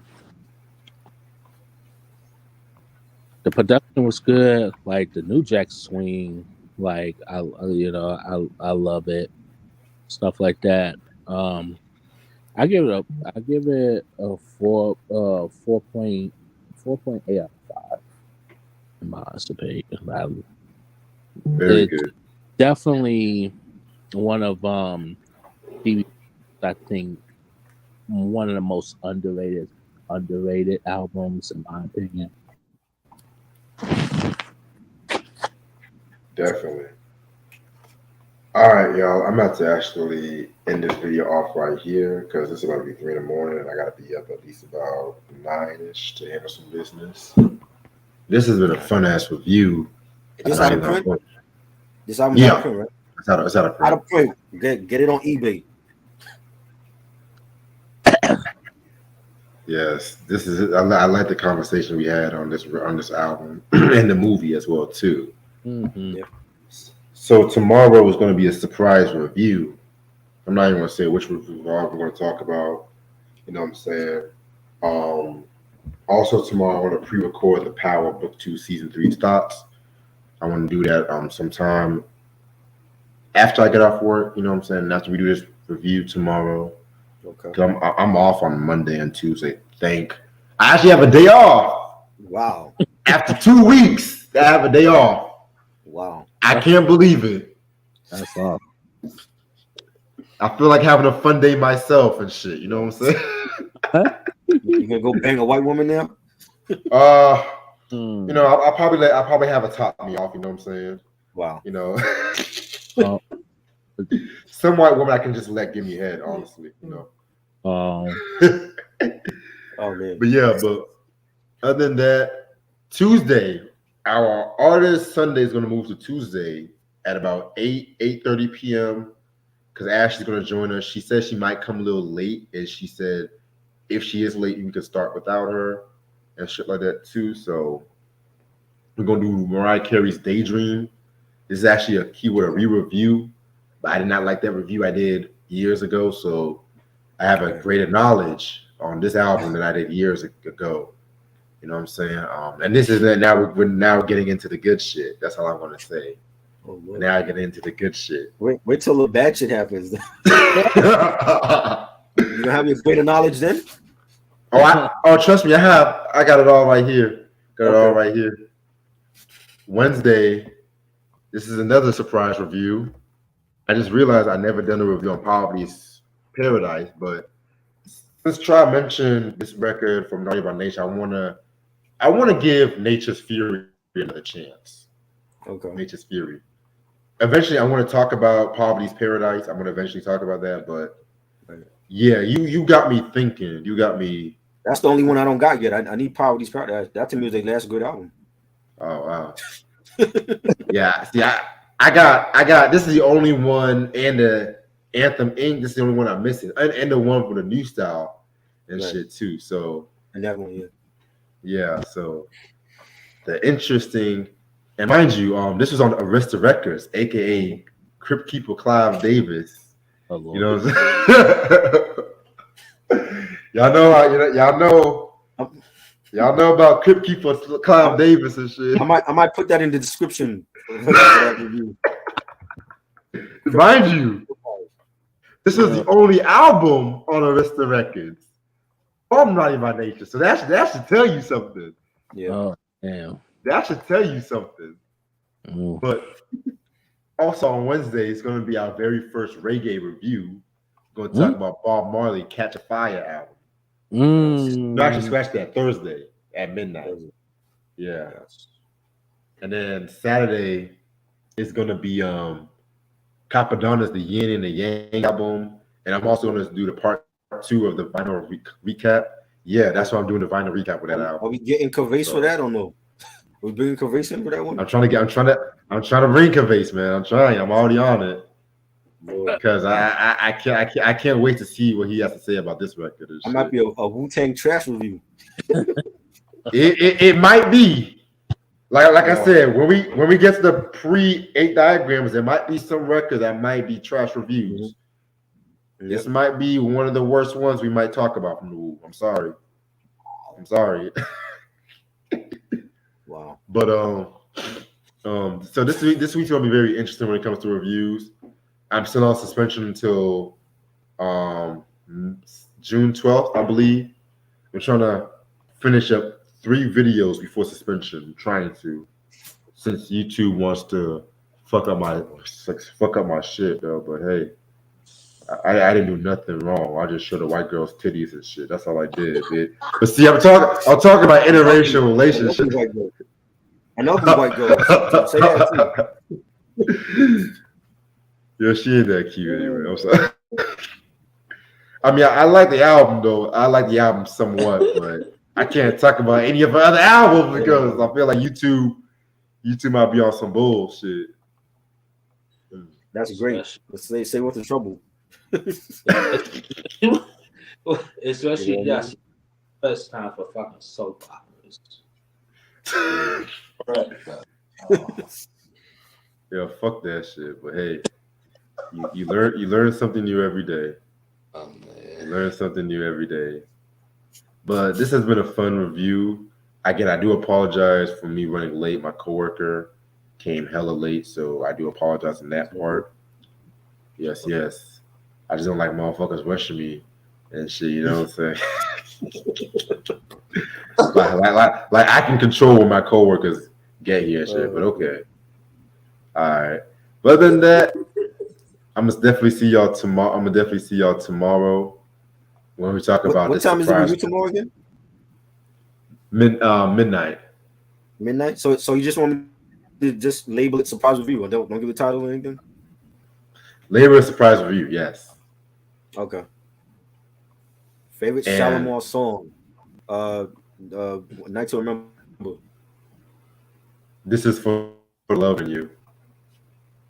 Classic. Yes. Even though Try kind of disrespected Shalimar and shit a little bit, you know what I'm saying? I think they got 2 good albums. For me, I they got 2 good disagree. albums. I disagree. Of course you would.